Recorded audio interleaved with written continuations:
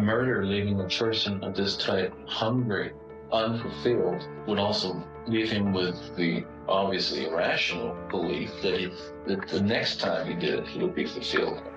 And the next time he did it, he would be fulfilled. Or the next time he did it, he would be fulfilled. My mother caught me wearing a pair of her high heels and beat the living shit out of me.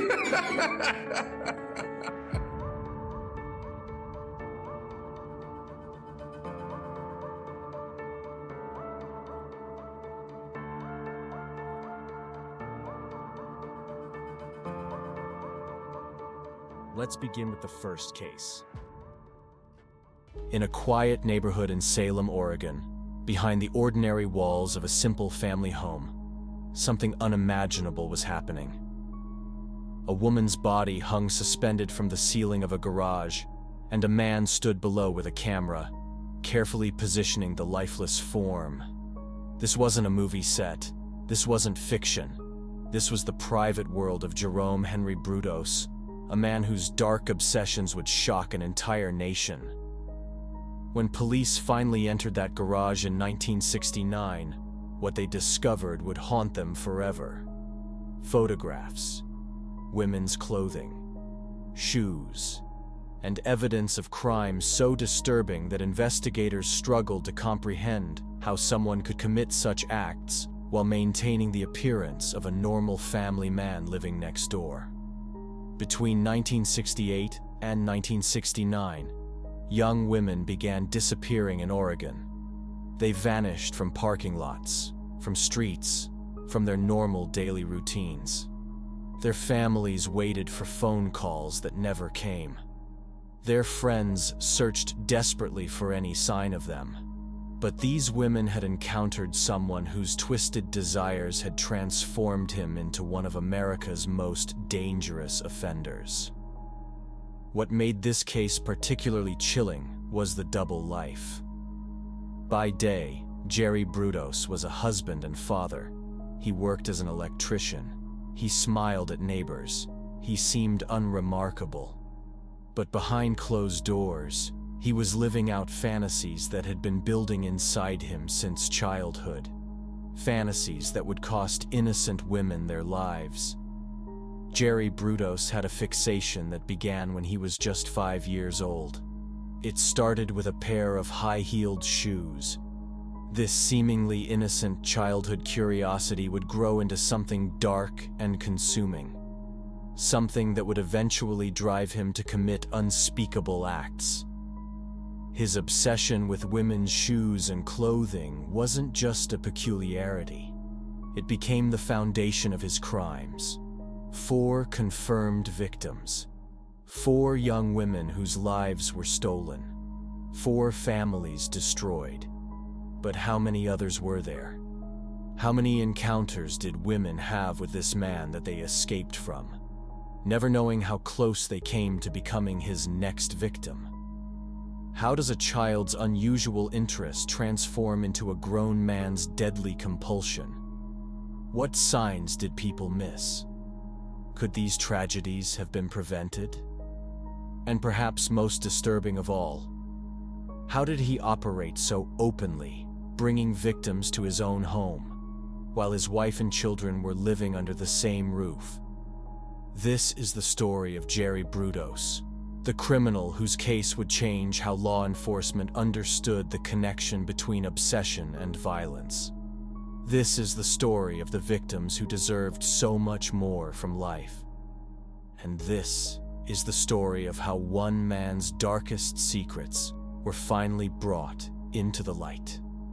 Jerome Henry Brudos was born on January 31st, 1939, in Webster, South Dakota, during a harsh winter that seemed to mirror the cold reception he would receive from his mother. His parents, Henry and Eileen Brudos, were struggling financially during the tail end of the Great Depression. They already had one son, Larry, who was older than Jerry. From the very beginning, his life was marked by something that would shape everything that followed. His mother's rejection. Eileen Brudos had desperately wanted a girl. she had dreamed of having a daughter to dress up, to teach feminine skills, to mold in her own image. When Jerry was born, she made no secret of her disappointment. This rejection wasn't subtle or hidden. It was open, constant, and cruel. She would often tell Jerry directly that she had wanted a girl, that he was a disappointment, that his birth was not what she had hoped for. His mother treated him with coldness and disdain throughout his childhood. She favored his older brother Larry and showed him the warmth and affection she denied Jerry. Larry could do no wrong in their mother's eyes, while Jerry could do nothing right. This stark difference in treatment created deep psychological wounds in young Jerry. The one person who should have provided unconditional love, instead provided constant rejection. The family moved frequently during Jerry's early childhood, relocating from South Dakota to California. Each move represented Henry Brudos' attempts to find better work and provide for his family. But no matter where they lived, Jerry's relationship with his mother remained toxic and damaging. When Jerry was 5 years old, something happened that would define the rest of his life. At a local junkyard, he found a pair of women's high-heeled shoes, patent leather, with a distinctive shine that caught his eye. He was fascinated by them in a way he couldn't explain. He took them home and tried them on in secret, experiencing a thrill that he had never felt before. When his mother discovered him wearing the shoes, her reaction was explosive and violent. She was furious, not just at what he was doing, but at what it represented to her. She beat him severely and destroyed the shoes, tearing them apart in front of him. But her violent response didn't eliminate his fascination. Instead, it drove it underground, where it would grow in secret and darkness, twisted by shame and the knowledge that his desires were forbidden. This moment was crucial in Jerry's psychological development. The combination of the intense pleasure he felt from the shoes and the intense punishment he received for that pleasure created a powerful and damaging psychological pattern. The forbidden nature of his interest only made it more compelling. The shame attached to it would eventually transform into anger and a need for control. As Jerry grew older, his obsession intensified rather than fading away as childhood fixations often do. He began stealing women's shoes and undergarments from neighbors. He would take them to secret places where he could be alone with them, trying them on, arranging them, deriving satisfaction from possessing them. This wasn't typical childhood curiosity or experimentation. This was something darker, something compulsive that he couldn't control or resist. He would sneak into neighbors' homes when they were away, carefully selecting items from their closets and drawers. He became skilled at not getting caught, learning to cover his tracks and choose moments when he wouldn't be discovered. His ability to compartmentalize and hide this aspect of his personality was developing even in childhood. By his teenage years, his behavior escalated beyond simple theft. He was no longer satisfied with just possessing women's clothing and shoes. He began having fantasies about controlling women, about forcing them to participate in his obsessions. These fantasies grew more detailed and more violent as he matured. At age 17, in 1956, Jerry committed his first known violent act. He abducted a young woman at knife point, forcing her into a secluded location. He made her remove her clothes while he took photographs, satisfying his desire to control and dominate. The young woman was terrified, certain she was going to be harmed further or lose her life. But Jerry let her go, perhaps because he wasn't yet ready to cross the final line into taking someone's life. When the victim reported the attack and Jerry was caught, his parents were shocked. They couldn't understand how their son had become capable of such violence. Jerry was arrested and evaluated by psychiatrists who noted his obsessions and his troubling relationship with his mother. He was briefly sent to Oregon State Hospital, a psychiatric facility, for evaluation and treatment. The doctors there diagnosed him with various psychological issues related to his obsessions and his childhood trauma. They noted his fixation on women's clothing and shoes, his feelings of inadequacy and rejection, and his developing violent fantasies. But after 9 months of treatment, the psychiatric professionals made a decision that would prove tragically wrong. They determined that Jerry was not dangerous enough to require further involuntary treatment. They believed he had made progress and could be released. This would prove to be a catastrophic miscalculation. Jerry had not been cured or even significantly helped. He had simply learned to hide his true thoughts and desires better. He had learned what to say to convince people he was improving. In reality, his obsessions remained as strong as ever, and his violent fantasies continued to develop. In 1961, at age 22, Jerry Brudos married a 17-year-old girl named Darcy Metzler.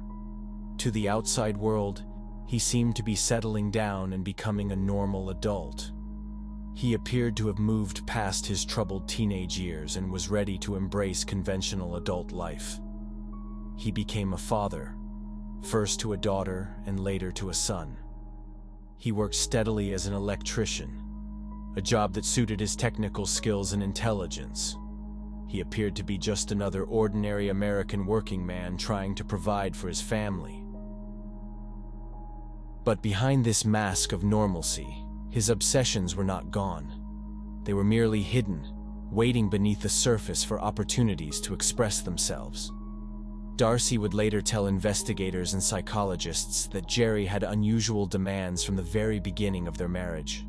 He wanted her to dress in specific ways that fulfilled his fetishes. He wanted her to walk around the house without clothes while wearing high heels.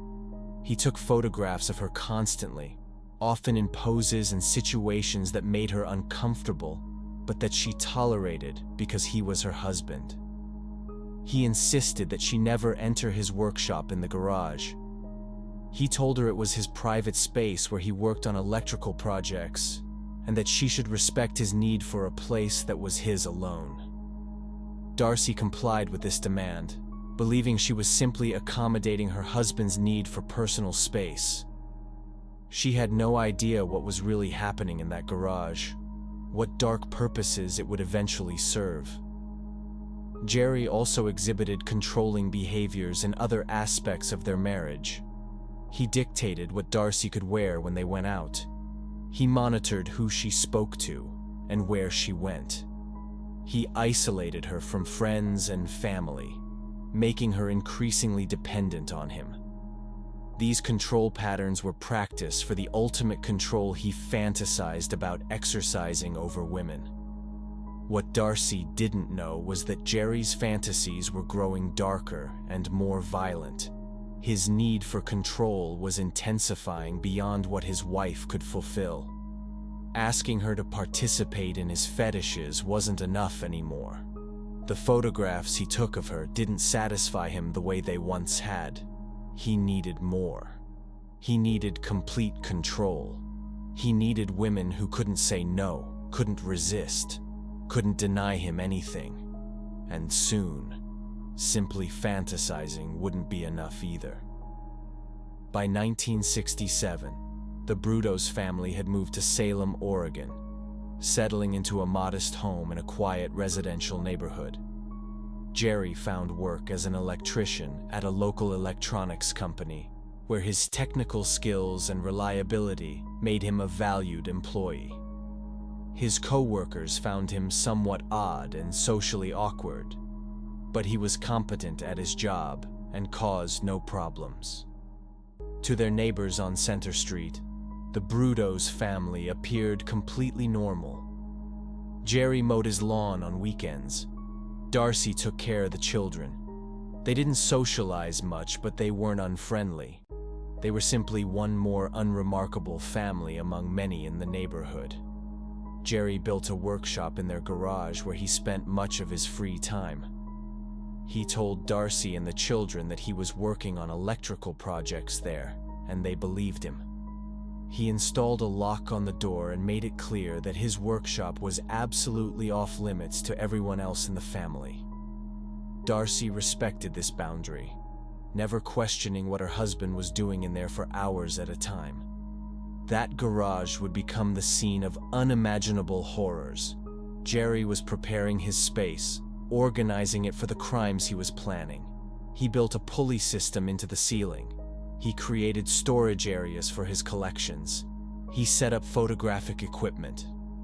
Everything was being arranged for the moment when he would finally act on the violent fantasies that had been building inside him for decades. Jerry's first known attempt at serious violence in Oregon happened in January 1968, though this attack would not be reported to police until after his arrest. He had been thinking about how to approach potential victims, how to get them to trust him enough to give him access. He came up with a plan that seemed clever to him. He approached a young woman in her neighborhood, claiming to be from a company that was taking foot measurements for a new line of women's shoes. He had business cards printed and prepared a whole story about the company and their research. He was well-dressed and professional in his manner, making himself seem legitimate and trustworthy. He convinced the young woman to let him measure her feet, and she invited him into her home to do so. But once inside, his true intentions became clear. He attempted to assault her, his obsessions overcoming whatever story he had created to gain access. The young woman fought back fiercely, screaming and struggling with surprising strength. Jerry was caught off guard by her resistance and fled before he could complete his attack. This encounter was crucial for several reasons. First, it showed Jerry that his fantasies could become reality, that he could actually approach women and attempt to harm them. The risk excited him. The control thrilled him. Second, it taught him that he needed to be more careful, more prepared. His victim's resistance had surprised him, and he realized he needed better methods of control. Third, it went unreported at the time. The young woman was traumatized and didn't contact police, which meant Jerry faced no consequences. This lack of consequences emboldened him. He began planning more carefully for his next opportunity. He acquired weapons. He thought about locations. He refined his approach. And he started hunting for the right victim, someone vulnerable enough that he could overpower them, someone whose disappearance might not be immediately investigated. Linda Slawson was 19 years old, full of energy and ambition. She was working as an encyclopedia saleswoman for the Universal Encyclopedia Company, going door to door in the Salem area trying to make sales and build a customer base. It was hard work, and she faced rejection constantly, but Linda was determined to succeed. She was saving money and making plans for her future. On January 26, 1968, Linda was working her route in northeast Salem when she knocked on the door of the Brudos home on Center Street. Jerry answered the door. When he saw the young, attractive woman standing there with her sales materials, something triggered inside him. Here was an opportunity. Here was someone who had come right to his door. Jerry invited her inside, claiming he was very interested in purchasing encyclopedias for his children's education. He was charming and enthusiastic, discussing which volumes would be most valuable and asking detailed questions about the content. Linda was pleased to have found such an interested customer. She had no reason to be suspicious or afraid. Jerry asked if she would like to come to his workshop to discuss the purchase further, claiming he kept his checkbook out there, and wanted to show her the bookshelf where the encyclopedias would go. Linda agreed, following him to the garage. The moment she entered that workshop, her fate was sealed.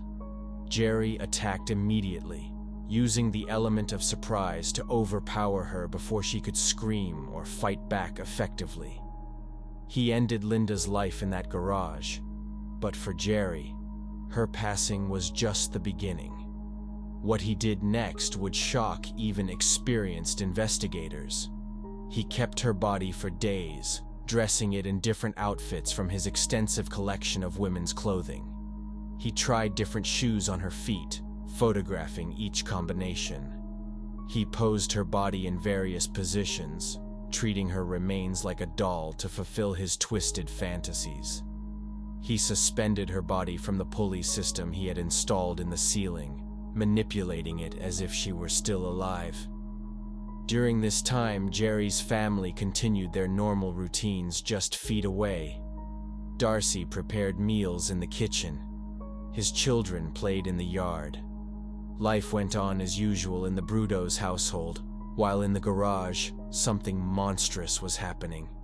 When Jerry was finally done with Linda's body, when he had satisfied his immediate desires and the decomposition was becoming a problem, he prepared to dispose of the evidence. He weighted her body down with a heavy automotive transmission and drove to the Long Tom River. Under cover of darkness, he dumped Linda's remains into the water, confident that the weight would keep her submerged and that she would never be found. Linda Slawson disappeared without a trace. Her family reported her missing immediately, but there were no leads. Her employer knew she had been working in the Salem area that day, but they didn't know which specific houses she had visited. Police investigated, but without a body or crime scene, there was little they could do. Linda became another missing person statistic, her family left with agonizing questions and no answers. Jerry had gotten away with it. This success fed his obsessions and made him bolder. He had proven to himself that he could take a life and avoid detection. The risk management he had worried about seemed unnecessary. He began planning his next crime. Almost a year passed before Jerry struck again. During that time, he relived his crime with Linda Slawson repeatedly through the photographs he had taken.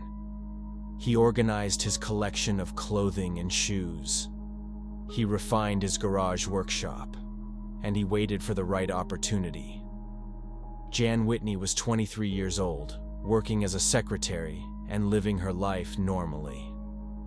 On November 26, 1968, she was driving on Interstate 5 when her car broke down.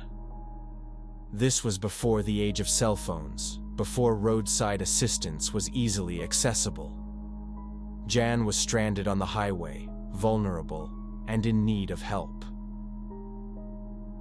Jerry happened to be driving past when he saw her standing beside her disabled vehicle. To him, this seemed like fate. Here was a vulnerable woman, isolated, in need of assistance. He pulled over and offered help, presenting himself as a concerned citizen who wanted to assist someone in distress. Jan was grateful for the help. Jerry told her he was good with cars and could probably fix the problem, or at least help her get to a service station. He was friendly and reassuring, nothing about his manner suggesting danger. Jan accepted his assistance, not knowing she had just encountered someone extremely dangerous. Jerry convinced her to come with him to get tools or parts, claiming he could fix her car but needed supplies. Jan, trusting the man who had stopped to help her, agreed. Instead of taking her to an auto parts store or back to her car, Jerry took her to his garage workshop. Once there, he revealed his true nature. He took Jan's life and then spent hours with her body, engaging in the same disturbing rituals he had performed with Linda Slawson. He dressed her in clothing from his collection. He photographed her extensively from every angle. He tried different shoes on her feet, comparing how they looked. He suspended her body from his pulley system, manipulating it to fulfill his fantasies. For Jerry, this wasn't about anger or revenge. This was about control and the satisfaction of his obsessions. When he was finished, he disposed of Jan's body in the Long Tom River, just as he had done with Linda Slawson. He weighted her down with automotive parts, confident that the river would keep his secret. Once again, a young woman simply vanished. Her family reported her missing. Her abandoned car was found on the highway, which suggested something terrible had happened. But there were no witnesses and no evidence of what had occurred. Jerry had now taken 2 lives and remained undetected. His confidence grew. He was refining his methods, becoming more efficient. The time between his crimes was decreasing. Just 4 months later, Jerry was ready to strike again. Karen Sprinker was 19 years old, a bright student at Oregon State University, studying to become a secretary. She had her whole life ahead of her, filled with plans and dreams and possibilities. On March 27, 1969, Karen was running errands at a Salem department store. She had parked in the parking lot and was returning to her car when Jerry approached her. This time, he didn't rely on charm or deception. He had a gun, and he used it to force compliance. He told Karen to get into his car, and facing the weapon, she had no choice but to obey. Jerry drove Karen to his home, parking in his garage and quickly moving her into his workshop before any neighbors could see. By this point, his process was practiced and efficient. He knew exactly what he was going to do. What happened next was almost incomprehensible in its cruelty. Jerry took Karen's life, but that was only the beginning of what he did to her. He engaged in acts with her remains that demonstrated the depths of his disturbed mind and the complete objectification of women that his obsessions had created. He kept parts of her body as trophies. He took extensive photographs, creating a record of his crimes that he could revisit. He dressed her in clothing from his collection, styling her as if she were a mannequin rather than a human being who had been alive hours before. After several days, when decomposition made keeping her remains problematic, he disposed of most of Karen's body in the Long Tom River, but he kept certain items. Most disturbingly, he kept one of her feet, which he preserved and used to model shoes from his collection. This act demonstrated how completely Jerry had detached from viewing his victims as human beings. To him, they were objects, collections of parts that could fulfill his obsessions. Karen's disappearance sparked immediate concern. Unlike Linda and Jan, whose disappearances could be attributed to various possibilities, Karen simply vanished from a shopping center in broad daylight. Her family reported her missing immediately. Police began investigating, but once again, they had no body, no crime scene, and no witnesses. Less than a month later, Jerry was ready to take another victim. Linda Slawson was 22 years old, a secretary. On April 23, 1969, she was shopping at a mall in Portland when Jerry approached her in the parking lot. He used a fake police badge to convince her that her car had been struck by another vehicle and that she needed to come with him to fill out a report. Linda, believing she was dealing with a police officer, complied. Jerry took her to his garage.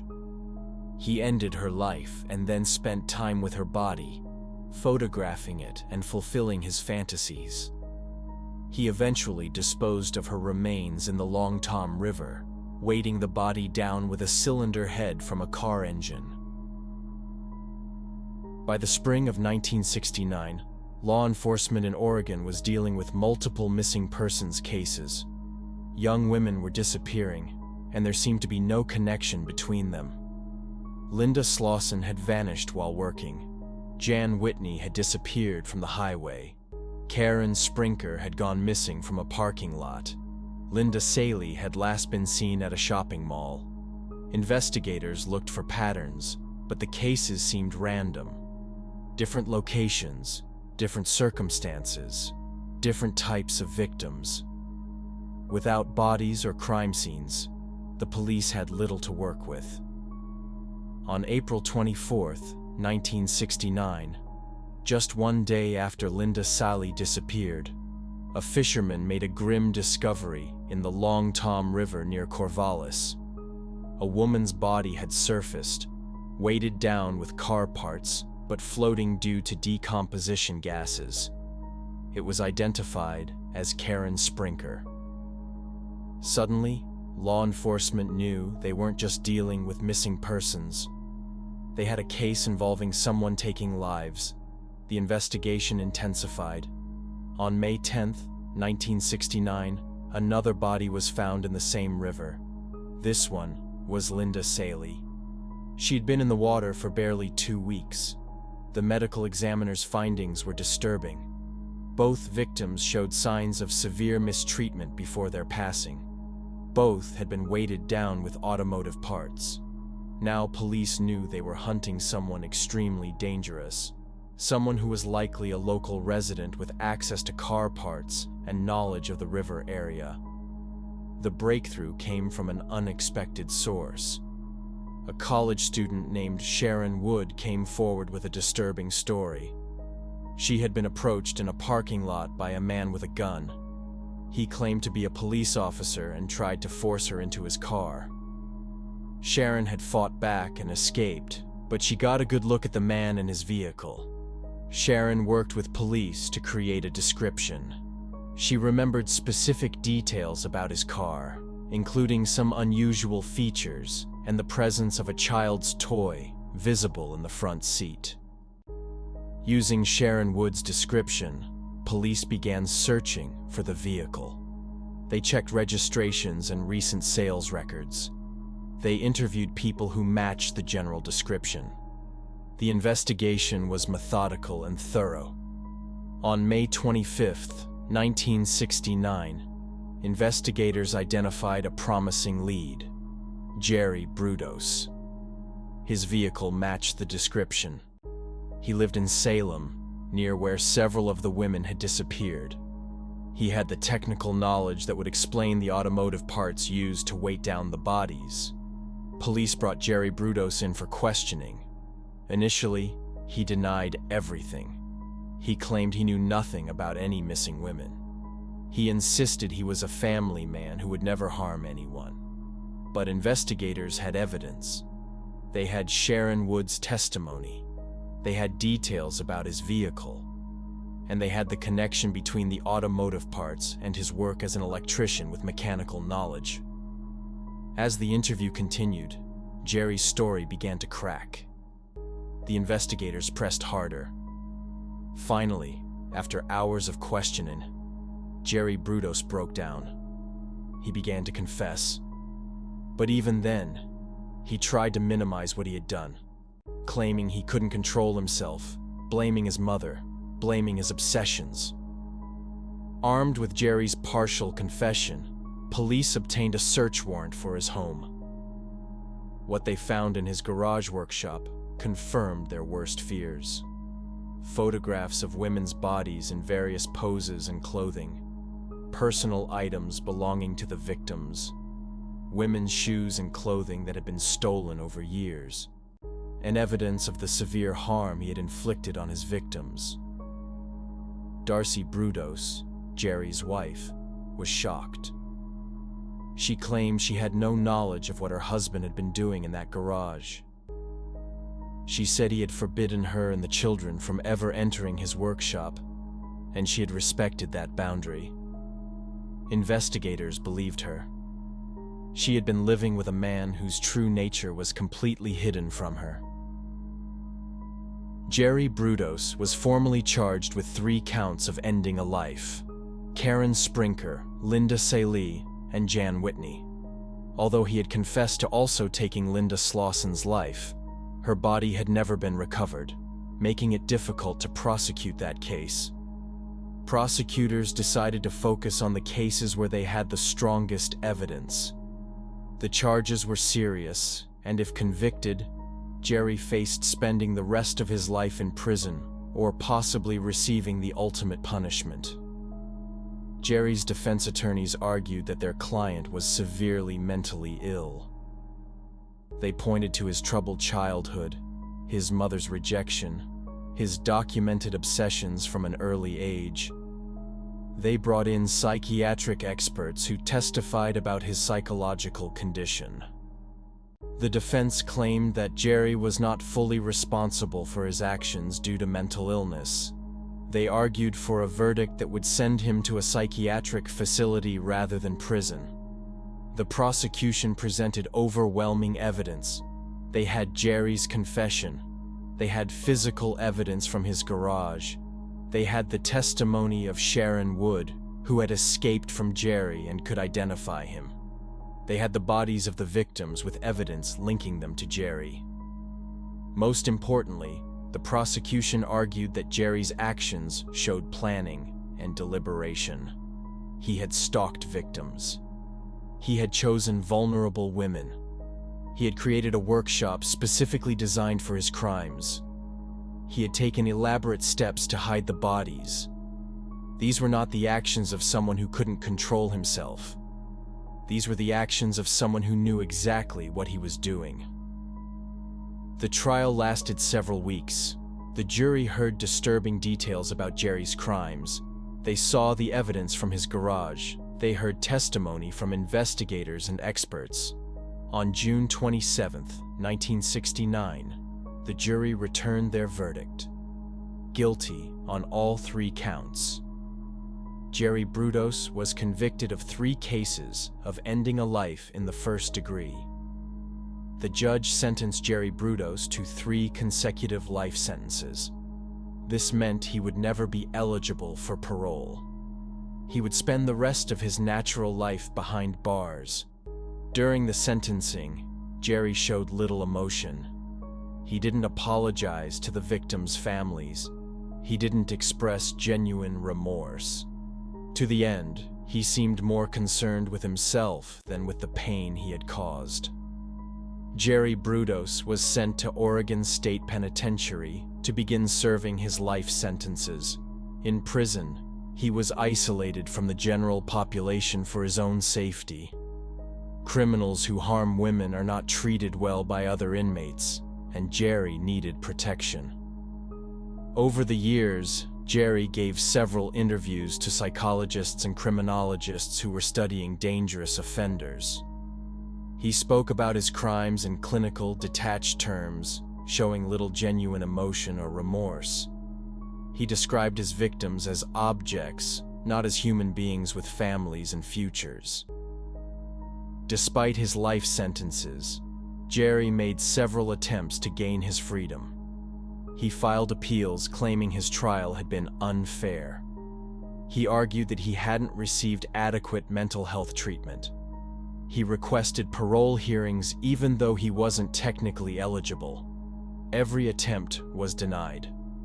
The courts and parole boards recognized that Jerry Brudos remained dangerous. He showed no real remorse, no genuine rehabilitation, no understanding of the harm he had caused. On March 28, 2006, Jerry Brudos passed away in prison from liver cancer. He was 67 years old. He had spent 37 years behind bars, almost as many years as he had lived freely. His passing brought no real closure to the families of his victims. Linda Slawson's body was never found. Her family never got to properly lay her to rest. The pain Jerry caused continued long after his own life ended. Looking back at Jerry Brudos' life, we can see warning signs that were ignored or dismissed. His violent behavior at 17 should have resulted in more than 9 months of treatment. His obsessive behaviors should have raised more alarms. His escalating demands on his wife should have been recognized as concerning. But in the 1960s, there was less understanding of how obsessions could escalate into violence. There was less awareness of the patterns that dangerous offenders follow. Jerry Brudos slipped through the cracks of a system that wasn't equipped to recognize what he would become. Sharon Wood survived her encounter with Jerry Brudos because she trusted her instincts. When something felt wrong, she fought back. She didn't comply just because someone claimed to be an authority figure. Her decision to fight and her willingness to come forward helped catch a dangerous criminal. This case reminds us that if a situation feels wrong, it probably is. It's better to be rude and safe than polite and harmed. It's better to cause a scene than to become a victim. The story of Jerry Brudos reminds us to stay aware of our surroundings and trust our instincts when something feels wrong. If this documentary helped you understand the importance of vigilance and awareness, please share it with others and subscribe to help spread this knowledge. Together, we can honor the memories of Linda, John, Karen, and Linda by working to prevent such tragedies in the future. Stay safe, stay aware, and look out for one another. Now let's move on to the second disturbing true crime story. Hello, Santa Cruz Police Department. Hello, speaking. I'm all finished now. Hello? Anybody there?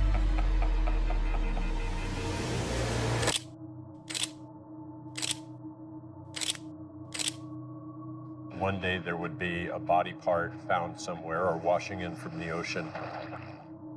The elusive killer was right under the noses of the cops that pursued him. He had a great personality. He was a likable guy. He would have oral sex with a decapitated head. His mother would lock him in the basement room at night because she had this idea that he could possibly sexually assault his sisters. That was a very harmful place for him to be institutionalized. He certainly learned a lot of bad things. We had 1,600 patients in the hospital. There were probably several dozen people who had committed murder. 800 mentally disordered sex offenders. We had psychology staff of only 10 people or so. Ed is a bright fellow. And that was obvious when you were talking with him. He was kind of a model patient. My younger sister's 2 years younger, and I developed some morbid games. My life had started going that way at about 8. At a certain time of the evening, the family left the center room, the living room of the house. My mother and my sisters, or my sisters themselves, would go up to bed upstairs, where I used to go to bed, upstairs. I had to go down to the basement. And an 8-year-old child had a tough time differentiating the reason in that. Why am I going to the basement? I'm going to hell, they're going to heaven. Imagine calling the police to confess and they hang up on you. Not once, but multiple times. Because they know you. Because you're their friend. Because you've been sitting in their favorite bar, buying them drinks, chatting about their cases, learning everything about how they hunt criminals, and now you're trying to tell them you've ended the lives of 10 people, including your own mother. This is exactly what happened on April 23rd, 1973, in Pueblo, Colorado. A 6'9" man with an IQ of 145 stood in a phone booth, desperately trying to convince police officers who considered him a buddy that he was one of the most dangerous offenders California had ever seen. Between May 1972 and April 1973, young women began disappearing from the roads around Santa Cruz, California. College students, hitchhikers, someone's daughter, someone's sister. They would leave campus or a friend's house, thumb out, trusting that the next car would get them safely to their destination. But for 6 of them, that car was driven by a friendly, intelligent young man who seemed safe, who had a university parking sticker, who talked about psychology and seemed educated, who smiled warmly and offered helpful conversation. Within hours, they were gone. The remains told a horrifying story. These weren't crimes of passion or rage. These were calculated, methodical acts carried out by someone who understood human psychology, who knew exactly how to appear trustworthy, who had studied law enforcement techniques, and who was getting better with each victim. He kept souvenirs. He revisited scenes. He documented everything in his mind with photographic precision. And perhaps most chilling of all, he was hiding in plain sight, fooling everyone who knew him, including the very detectives hunting for the person responsible. How does a 15-year-old commit his first violent crimes and then walk free to harm again? What creates a mind so methodical that it can separate human beings into parts while maintaining a friendly conversation with police? How does someone attend college classes while actively committing crimes, appearing completely normal to everyone around them? And the question that still echoes today, could this have been prevented? Edmund Emil Kemper III was born on December 18, 1948 in Burbank, California, into what appeared from the outside to be a typical middle-class American family. His father, Edmund Jr., worked as an electrician, providing a stable income. His mother, Clarnell, was a strong-willed woman with definite ideas about how things should be done. They had 3 children, 2 daughters and Edmund, their only son. But inside the Kemper household, a different reality was taking shape, one that would have devastating consequences not just for this family, but for numerous innocent people in the years to come. The marriage between Edmund Jr. and Clarnell was volatile from the start.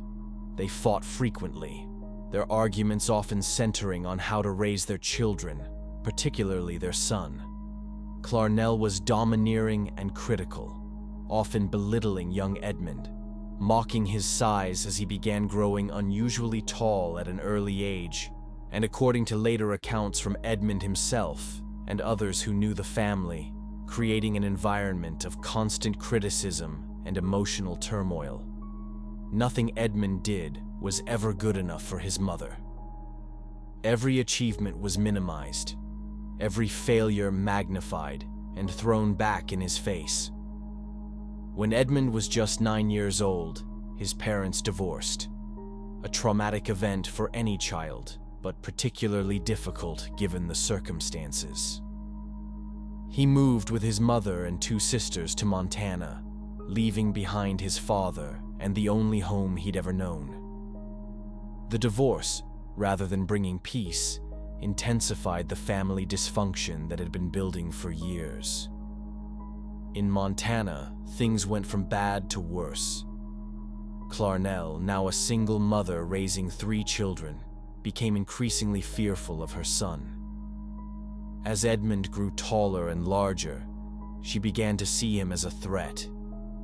She made a decision that would haunt Edmund for the rest of his life. She forced him to sleep in the basement, locked away from his sisters.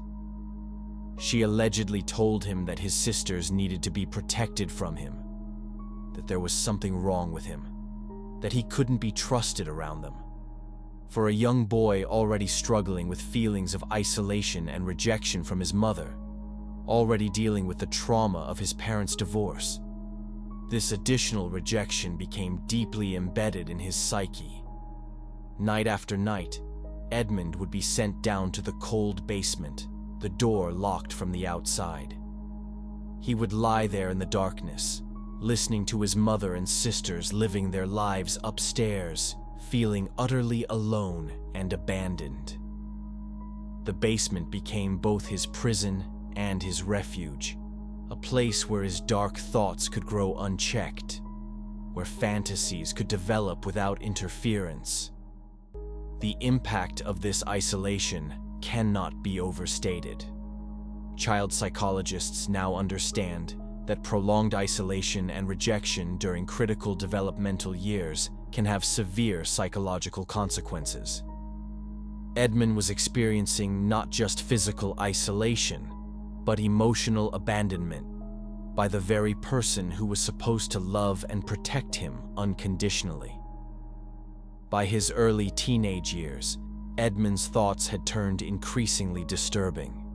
The warning signs were clear to anyone who cared to look, though tragically, no one did.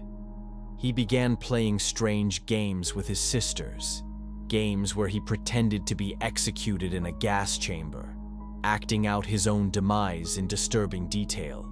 His sisters thought it was just weird behavior from their odd brother, not recognizing it as the cry for help it actually was. He cut the heads off his sisters' dolls, methodically removing them and keeping them separate from the bodies. When questioned about this behavior, he couldn't explain why he did it, only that he felt compelled to do so. The symbolism, obvious in hindsight, went completely unnoticed at the time. Then came the incident with the family cat. Edmund buried the family cat alive in the backyard, an act of cruelty that shocked even his often absent mother. But he didn't stop there. Later, he dug up the cat's remains, removed its head, and mounted it on a stick, keeping it as some kind of trophy.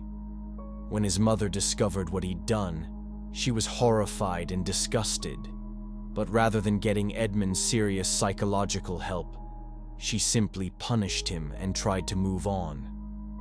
Edmund later admitted in interviews that even at this young age, he had violent fantasies that involved harming others, particularly women. He fantasized about having power over people, about controlling them, about making them do what he wanted. These weren't normal childhood thoughts or typical teenage rebellion. These were the early warning signs of a deeply disturbed mind developing along a dangerous path. At 13, unable to cope with life with his mother any longer, Edmund ran away. He traveled to California to find his father, hoping that Edmund Jr. would take him in, would provide the male guidance and acceptance he so desperately craved. But Edmund Jr., who had remarried and was starting fresh with a new wife and a new life, didn't want his troubled son disrupting things. The rejection by his father, the one person Edmund had hoped would save him from his mother, was perhaps even more devastating than his mother's treatment.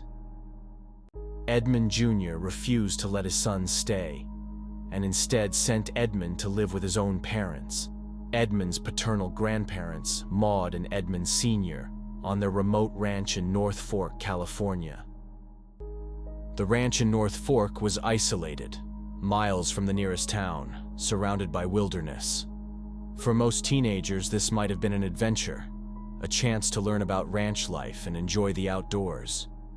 For Edmund, already troubled and now feeling rejected by both parents, it became another form of imprisonment. His grandmother Maud was a stern woman who ran the household with strict rules and high expectations. She had little patience for Edmund's moody behavior and adolescent difficulties. His grandfather, Edmund Sr., was a distant figure who spent most of his time working on the ranch, leaving discipline and daily interaction to his wife. Edmund felt increasingly isolated and angry. He had no friends his age, no social outlets, no one to talk to about the dark thoughts that consumed him. He spent hours alone, walking the property, thinking, planning, fantasizing. The ranch had firearms, necessary tools for rural life, and Edmund became familiar with them, learning to shoot, learning to handle weapons with increasing confidence. The isolation gave him time to think, but it also gave his darkest thoughts room to grow unchecked.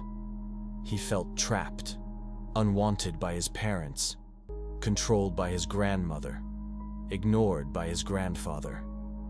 The anger and resentment built day by day, week by week, until it felt like a pressure that had to be released somehow. On this late summer day, 15-year-old Edmund was at the ranch with his grandparents. His grandfather had plans to go into town for groceries, a routine trip that usually took a couple of hours. Edmund would be left alone with his grandmother, something that had happened many times before without incident. But on this day, something was different. An argument erupted between Edmund and Maud at the kitchen table. The exact trigger for the argument has been disputed over the years. Edmund later claimed his grandmother was nagging him about his chores, criticizing him the way his mother always had, and something inside him simply snapped.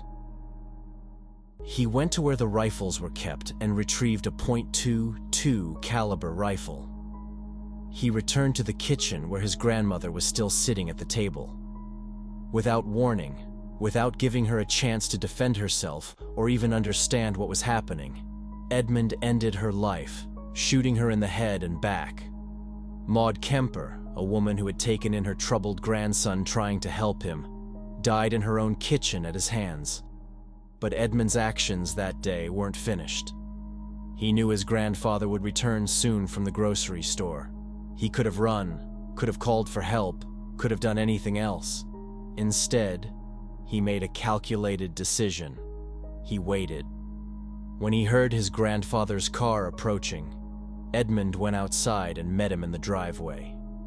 As Edmund Sr. got out of the car, probably ready to greet his grandson and ask him to help bring in the groceries, Edmund ended his life as well.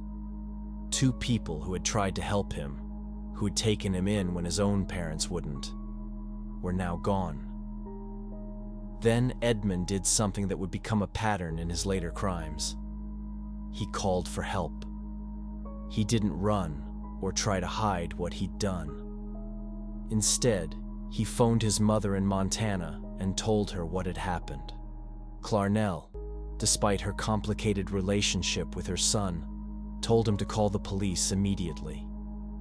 When officers arrived at the remote ranch, they found Edmund waiting calmly.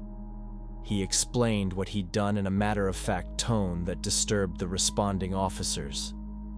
When asked why he had ended his grandparents' lives, his response was chilling in its honesty. "I just wondered how it would feel to take someone's life." Later, he would add that he had taken his grandmother's life because he was angry at her, and his grandfather's life because he knew the older man would be upset about his wife. Edmund was arrested and charged as a juvenile. Given the severity of the crimes and his age, he was sent to Atascadero State Hospital, a maximum security facility for mentally ill offenders. Psychiatrists who examined him diagnosed him with paranoid schizophrenia, a serious mental illness that, in their assessment, required long-term treatment and confinement. At Atascadero, Edmund was supposed to receive treatment and remain until he was deemed safe for release. But here's what should concern everyone about this case. Edmund was brilliant. With an IQ measured at 145, placing him in the genius range, he was smarter than most of his doctors, smarter than most of the staff, and he quickly learned how to use that intelligence to manipulate the system designed to contain him. He studied psychology voraciously, reading every book he could get his hands on. He memorized the psychological tests that psychiatrists would give him, learning the right answers that would indicate rehabilitation and mental health improvement. He learned exactly what to say, how to act, what emotions to display to convince evaluators that he was making progress. More disturbingly, he was actually allowed to help administer psychological tests to other patients. This gave him insider knowledge of how the tests worked, what responses indicated what diagnoses, and how to game the entire system. It was like teaching a bank robber how the vault worked, and then expecting him not to use that knowledge. Edmund was charismatic and intelligent. and he befriended staff members, making himself useful, becoming a model patient. Staff began to see him as helpful, cooperative, even likable. The monster who had ended 2 lives at age 15 gradually became, in their eyes, a rehabilitated young man who had made a terrible mistake but learned from it. Some psychiatrists, particularly those who had worked with Edmund longest and knew his case best, objected to his release. They argued that he remained dangerous, that his cooperation was manipulation rather than genuine change, that releasing him would be a tragic mistake, but their objections were overruled. In 1969, at age 21, after serving just 5 years for ending the lives of 2 people, Edmund Emil Kemper III was released on parole.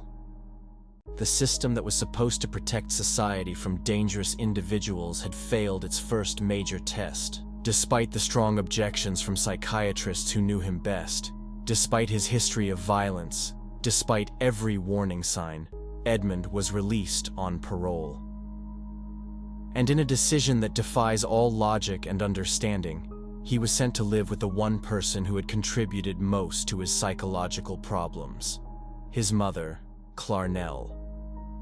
Clarnell was now living in Santa Cruz, California, working as an administrative assistant at the University of California, Santa Cruz. The university was growing rapidly, attracting students from across California and beyond, creating a vibrant campus community. Young people, particularly young women, were everywhere in Santa Cruz, hitchhiking between campus and town, trusting in the general safety of their college community. The same toxic relationship between Edmund and his mother resumed immediately. She criticized him constantly, belittled his attempts to find work and build a life, reminded him of his failures and his time at Atascadero. The humiliation and rage he'd felt as a child came flooding back. But now, he was a full-grown man, standing 6 feet 9 inches tall and weighing nearly 300 pounds. Edmund desperately wanted to become a highway patrol officer. He'd been fascinated by law enforcement since childhood, studied police procedures extensively, and believed he could be good at the work. But his dreams crashed against reality. At his height and weight, he exceeded the physical requirements for the California Highway Patrol. They rejected his application, and this rejection stung deeply. Here was a young man who had studied law enforcement, who knew police procedures better than many officers, who desperately wanted to be part of that world, and he was being told he didn't measure up because he was too tall. The rejection felt like yet another person telling him he wasn't good enough, wasn't acceptable, didn't fit in. Infiltrating the police world, 1970 to 1972. But Edmund found another way into the world of law enforcement. He began frequenting a bar called the Jury Room, a popular hangout for local police officers and sheriff's deputies. His size made him memorable. His intelligence made him interesting, and his genuine interest in police work made him popular with the law enforcement crowd. Officers began to know him by name. They'd save him a seat at the bar. They'd include him in their conversations about cases they were working on, techniques they were using, challenges they were facing. Edmund would buy rounds of drinks, ask thoughtful questions, offer insights drawn from his extensive reading about criminology and police procedure. What these officers didn't know, couldn't possibly have known given that his juvenile records were sealed, was that they were befriending someone who had already ended 2 lives. They were sharing investigation techniques with someone who would use that knowledge to avoid detection. They were, unknowingly, training the very person who would soon become one of California's most dangerous offenders. Edmund absorbed everything. He learned about forensic evidence and how police collected it. He learned about investigation procedures and common mistakes criminals made. He learned about what made cases difficult to solve and what helped solve them quickly. Every piece of information was filed away in his exceptional memory, ready to be used when the time came. In 1972, Edmund took several significant steps toward preparing for what was to come. He purchased a motorcycle, which he rode extensively around the Santa Cruz area. This allowed him to familiarize himself with remote roads, isolated areas, places where someone could go unseen and unheard. The motorcycle was later involved in an accident that, while injurious to Edmund, entitled him to a $15,000 insurance settlement.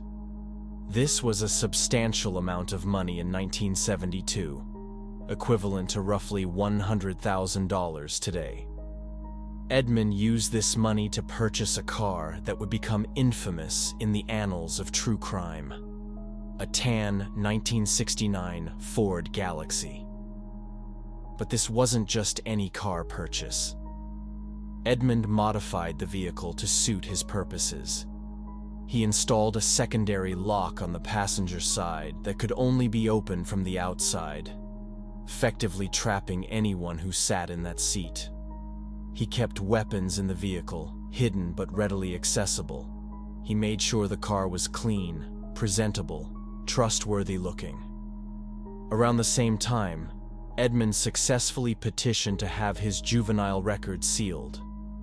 This meant that his history at Atascadero, his diagnoses, his violent past, all of it disappeared from official view. Anyone doing a background check would see a clean record. He also passed a psychiatric evaluation, with evaluators declaring him no longer a threat. Officially, on paper, Edmund Emil Kemper III was a normal young man with no criminal history, no mental health concerns, no reason for anyone to be wary of him. In reality, he was a carefully preparing predator who was about to embark on a crime spree that would terrorize an entire community. Edmund also began taking classes at a local community college, studying subjects that interested him and further establishing his cover as a normal young man trying to better himself. He worked odd jobs, maintained a regular routine, and appeared to everyone who knew him as a somewhat awkward but harmless young man still living with his mother and trying to find his way in life. But in private, Edmund was studying. He was watching. He paid attention to the young women who hitchhiked around the university area. He noted their patterns, their routines, the times when they were most likely to be looking for rides. He studied their psychology, understanding that they would be more likely to trust someone who appeared educated, who had a university parking sticker, who talked about familiar topics. He was methodical in his planning. This wasn't a crime of passion or impulse that he was preparing for. This was calculated, patient, carefully thought out. He knew exactly what he was going to do. He just needed to wait for the right moment, the right opportunity, the right victim. On this spring day, the kind of perfect California afternoon that makes people believe the world is a safe and beautiful place, two 18-year-old friends from Fresno State College, Marianne Pesce and Anita Lucchesa, were hitchhiking from Berkeley back to Fresno. They'd been visiting friends in the Bay Area and needed to get home. Hitchhiking was common, almost expected among college students in 1972. It was economical, it was an adventure, and in the general culture of the early 1970s, it seemed safe enough. Edmund picked them up on the highway in his Ford Galaxy. To Marianne and Anita, he seemed like the perfect ride. He was going their direction. He was clean-cut and presentable. He spoke intelligently about college life and seemed safe, even friendly. They got into the car without hesitation, probably feeling lucky to have found such a good ride so quickly. Edmund drove them away from the highway, telling them he knew a shortcut or needed to make a quick stop. The young women, trusting and unsuspecting, didn't object. He drove them to a remote, isolated area where no one would see, no one would hear, no one would interrupt what he had planned. What happened next demonstrated the calculated, methodical nature of Edmund's crimes. This wasn't a sudden act of violence or a crime of opportunity that got out of control. Edmund had planned this, prepared for it, thought through every step. He ended the lives of both young women in that remote location. But he didn't stop there. Edmund drove their bodies back to his apartment in Alameda, where he was living separately from his mother at the time. He waited until he knew he would be alone, then brought the victims inside. What he did to their remains over the following hours showed his complete lack of humanity, his total objectification of his victims as things rather than people. He kept pieces of the victims as souvenirs, trophies of his crimes. Later, he methodically disposed of their remains in remote locations in the Santa Cruz Mountains, scattering parts in different areas to make discovery and identification more difficult. The bodies weren't discovered for months, and when they were finally found, the condition of the remains made identification extremely challenging. Mary Ann's and Anita's families waited for their daughters to come home, not knowing that they would never walk through the door again. Missing person reports were filed, friends searched, flyers were posted. But months passed without answers, without closure, without justice.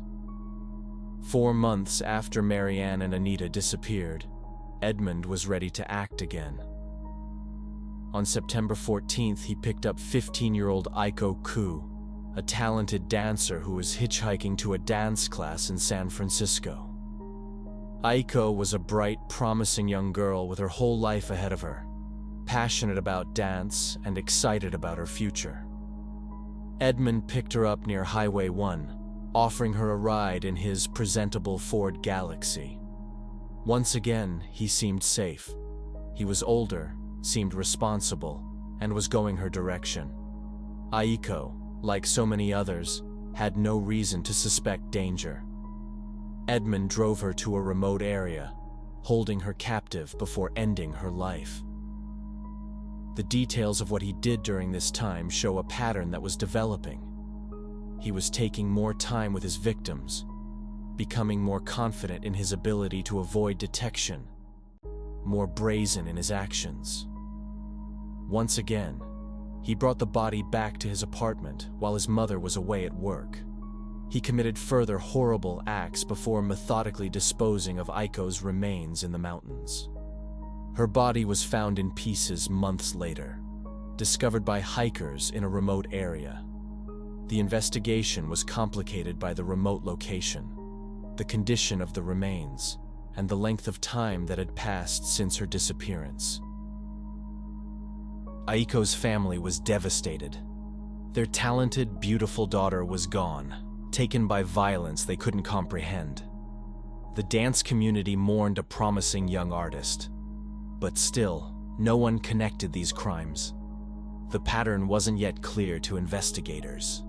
By January 1973, Edmund had moved back in with his mother in Aptos, a decision that increased his rage and his need to act out violently. Clarnell was working at UC Santa Cruz, and their home was near the campus, surrounded by potential victims. On January 8th, Edmund picked up Cindy Shaw, a student at Cabrillo College. Cindy was bright, friendly, and trusting, like so many young women of her generation, who had grown up believing in the general goodness of people. Edmund took her to a quiet area in Santa Cruz and ended her life. This time, displaying the escalating boldness that often characterizes such offenders, he brought her body back to his mother's house in Aptos.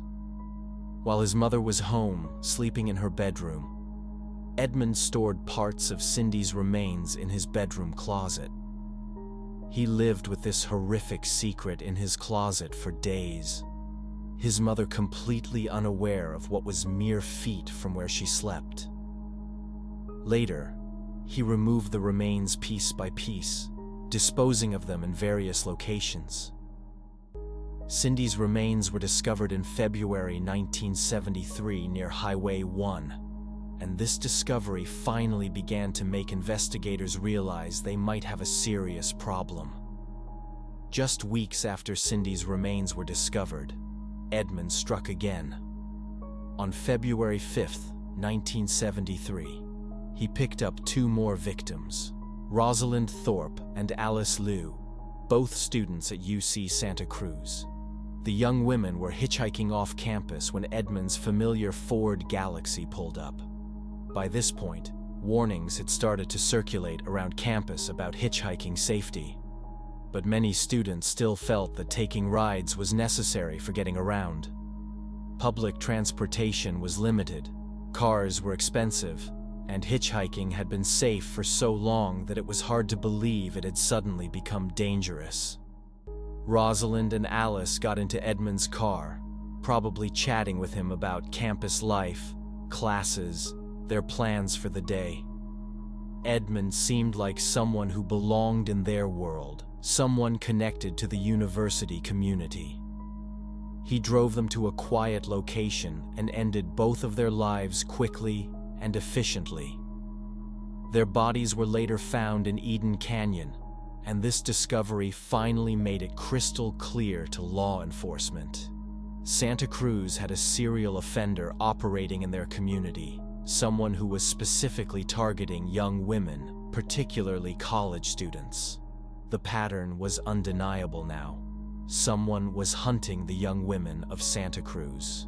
By early 1973, the Santa Cruz County Sheriff's Office had recovered remains from multiple victims. The pattern was clear. Young women, often students, often hitchhikers, disappearing from similar locations. The community was terrified. Parents forbade daughters from hitchhiking. The university issued warnings. But the person responsible remained unidentified. What investigators didn't know was that he was closer than they imagined. Edmund Kemper was sitting in the jury room, listening to detectives discuss the very crimes he'd committed. He learned what evidence they had, what leads they were following, what mistakes they thought the offender was making. This gave him an incredible advantage. He knew exactly how much danger he was in, which at that point was very little. Nobody suspected the friendly giant who bought rounds of drinks and asked thoughtful questions about police work. On Good Friday, Edmund's rage toward his mother reached its breaking point. In the early morning hours, while she slept, he entered her room with a hammer and ended her life. He then committed further acts of desecration that revealed the depth of his hatred. But he wasn't finished.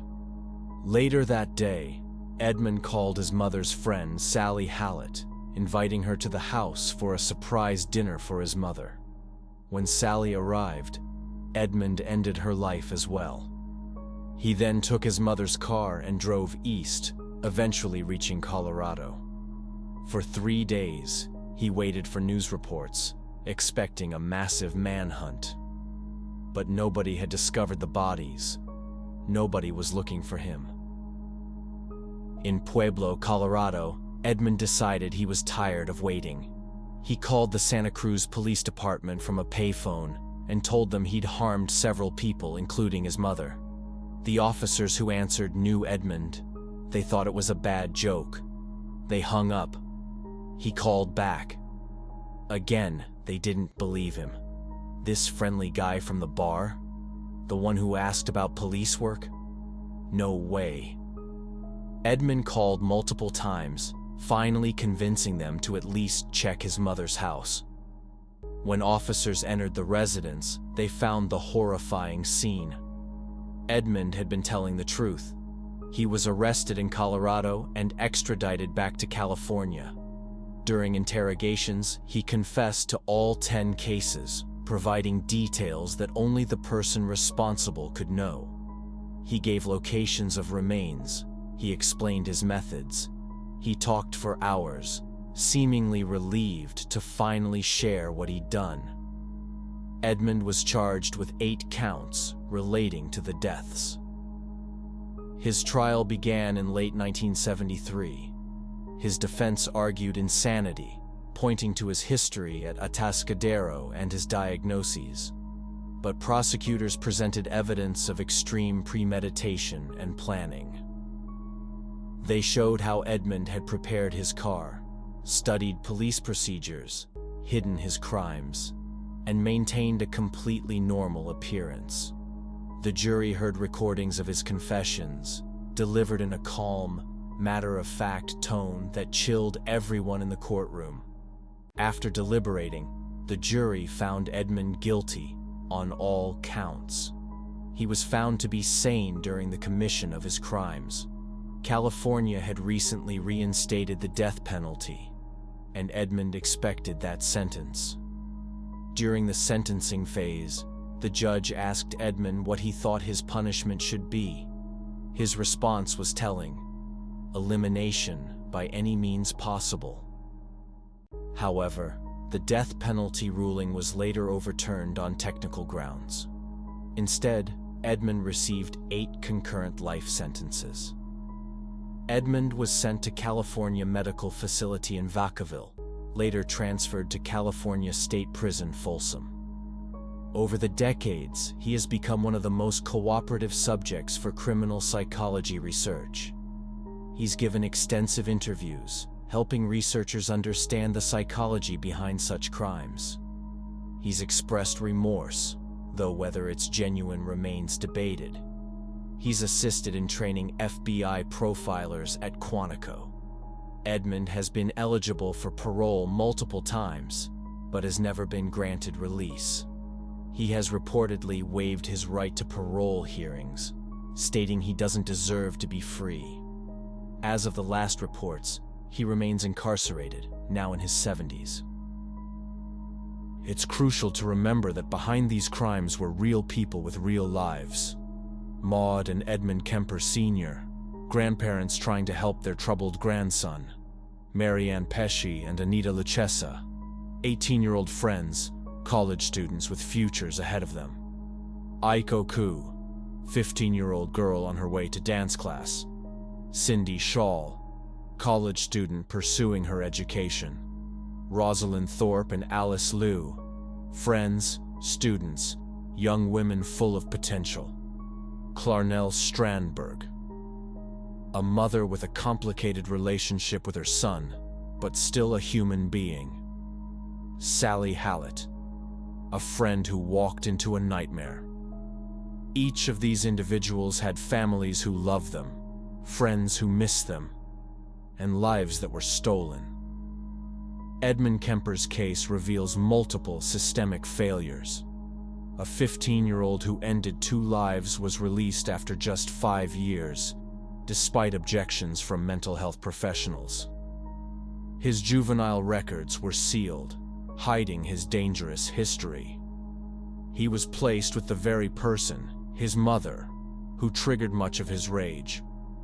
Mental health facilities need better protocols for assessing genuine rehabilitation versus learned responses. The criminal justice system must better track individuals with violent histories. Parole decisions should weight professional psychological assessments more heavily. Edmund displayed warning signs throughout his youth: harming animals, violent fantasies, social isolation, and deep resentment toward his mother. While not every troubled child becomes dangerous, these red flags should trigger intervention and support. Early mental health intervention matters. Family dynamics that involve abuse, ridicule, or isolation can have severe consequences. Creating safe channels for troubled youth to receive help could prevent future tragedies. The victims in this case often made a choice common in the 1970s: hitchhiking. While we can't blame victims for being targeted, we can learn from how predators operate. They appear normal, friendly, safe. they exploit trust. Teaching awareness without victim blaming means understanding that danger doesn't always look dangerous. Trust your instincts. Share your plans. Understand that intelligence and charm can mask harmful intentions. Ed Kemper's crimes contributed to significant changes in how law enforcement approaches missing persons cases, particularly when patterns emerge. The FBI's Behavioral Science Unit studied his case extensively, improving criminal profiling techniques that help identify and catch offenders more quickly today. His cooperation with researchers, while disturbing to consider, has genuinely helped develop better understanding of criminal psychology, potentially preventing future crimes through improved detection and intervention. The story of Ed Kemper reminds us that awareness and early intervention can save lives. If you found this documentary informative, please share it to spread awareness about the warning signs and systemic improvements we still need. Subscribe to stay informed about true crime cases and the lessons they teach us. Together, we can work toward a future where such tragedies are prevented through education, better mental health support, and community vigilance. Now let's move on to the third disturbing true crime story. In the quiet neighborhoods of Wichita, Kansas, families lived normal lives until someone started watching. Between 1974 and 1991, a man calling himself BTK, Bind, Torture, and End Lives, turned ordinary homes into crime scenes. This wasn't just about taking lives. This was about power, control, and a twisted game lasting 3 decades. On January 15, 1974, 4 members of the Otero family were found deceased in their home. Parents, Joseph and Julie, along with 2 of their children, had been bound and harmed. The scene was so disturbing that even experienced investigators struggled to process it. But what made this truly terrifying was the realization that whoever did this wanted credit. He wanted attention, and he was just getting started. For 31 years, BTK remained a ghost. He would strike, then disappear for years. But he couldn't stay quiet. He sent letters to police and newspapers, providing details only the perpetrator could know. He taunted investigators, described his actions in disturbing detail, and created a unique signature for himself. The community lived in fear. Parents installed new locks. Everyone wondered, who is BTK? A neighbor, a coworker?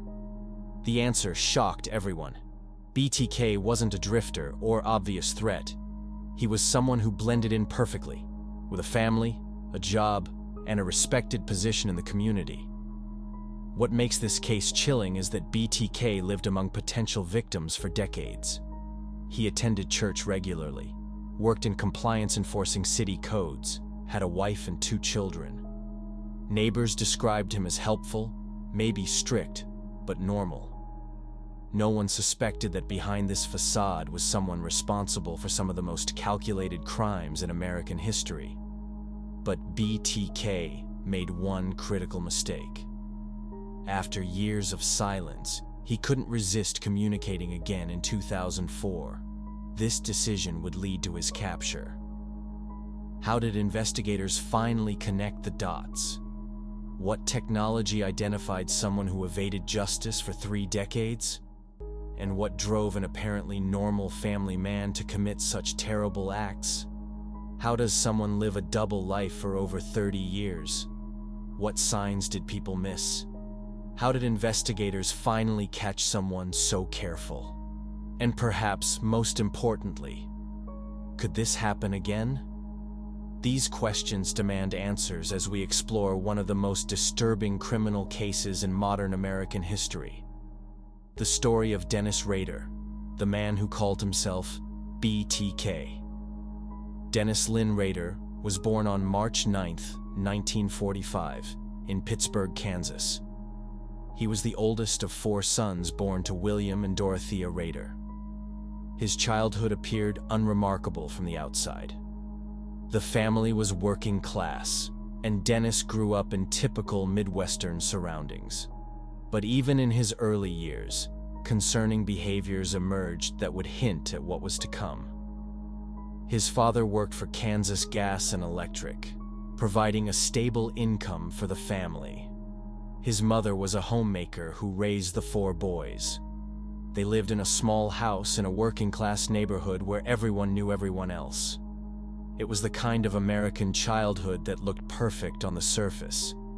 Little League baseball, church on Sundays, neighborhood kids playing in the streets. But beneath this normal exterior, Dennis was developing disturbing interests that he kept carefully hidden. As a child, Dennis displayed troubling behaviors. He harmed animals, a behavior that psychologists now recognize as a serious warning sign. He would capture stray cats and dogs and take them to a barn where he would tie them up and harm them. This wasn't childhood curiosity. It was rehearsal for what he would later do to human beings. He also developed disturbing fantasies involving bondage and control from a very young age. These thoughts consumed him, but he kept them hidden from family and friends. To everyone else, he seemed like a quiet, somewhat awkward boy who kept to himself. He was never popular, never the center of attention, but he wasn't considered strange enough to raise serious concerns.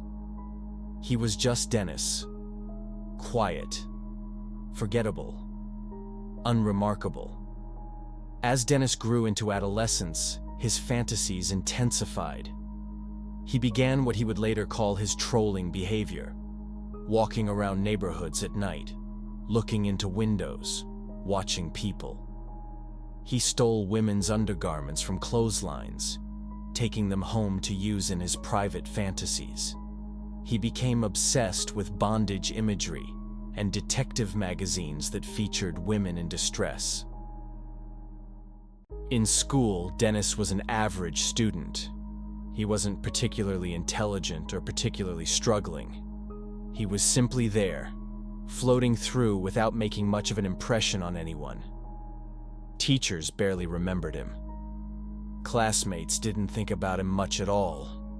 This ability to be forgettable, to avoid drawing attention, would serve him well in his later criminal activities. After graduating from high school in 1963, Dennis attended Kansas Wesleyan University for a brief period, but didn't complete his degree at that time. He worked various jobs, never settling into anything permanent. He was still living at home, still developing his dark fantasies, still watching and waiting for the right opportunity to act on them. In 1966, Dennis joined the United States Air Force.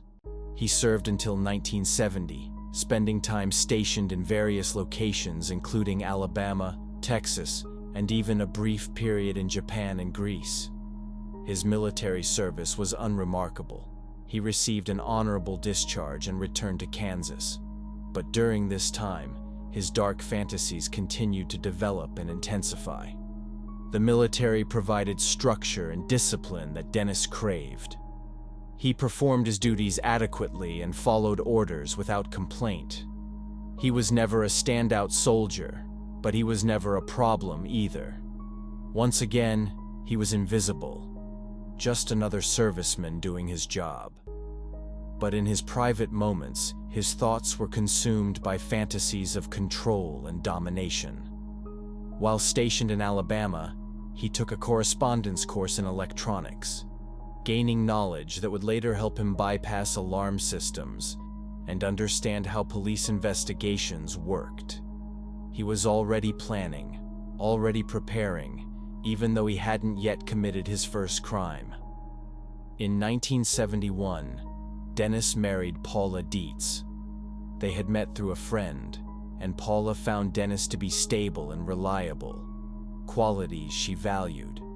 The couple seemed like any other young married pair starting their lives together. They would eventually have 2 children. a son named Brian, born in 1975, and a daughter named Carrie, born in 1978. Paula worked as a bookkeeper, and Dennis pursued various jobs. From all outward appearances, they were a normal American family building a life in Wichita, Kansas. Paula had no idea about the thoughts consuming her husband's mind. Dennis was skilled at compartmentalization, keeping his family life completely separate from his dark urges. At home, he was a husband and father. In his mind, he was planning crimes, making lists of potential victims, and preparing for the day when he would finally act on his fantasies. By the early 1970s, Dennis had developed what he called his Factor X, his term for the compulsion that drove him to harm others. He spent years planning, fantasizing, and preparing. He created lists of potential victims, calling them his projects. He drove around neighborhoods, watching people, learning their routines, identifying homes where he might strike. He was patient, methodical, and calculating. Dennis studied true crime extensively. He read about other offenders, analyzing what led to their capture. He was particularly interested in forensic science and police procedures. He wanted to understand how investigations worked so he could stay ahead of law enforcement. He watched true crime television shows and took notes. He studied newspaper accounts of unsolved cases, learning from the mistakes of others. He assembled what he called hit kits, bags containing rope, guns, tape, knives, and other items he would need. He stored these kits in various locations, ready to use when the opportunity arose. Everything was carefully planned. He had escape routes mapped out.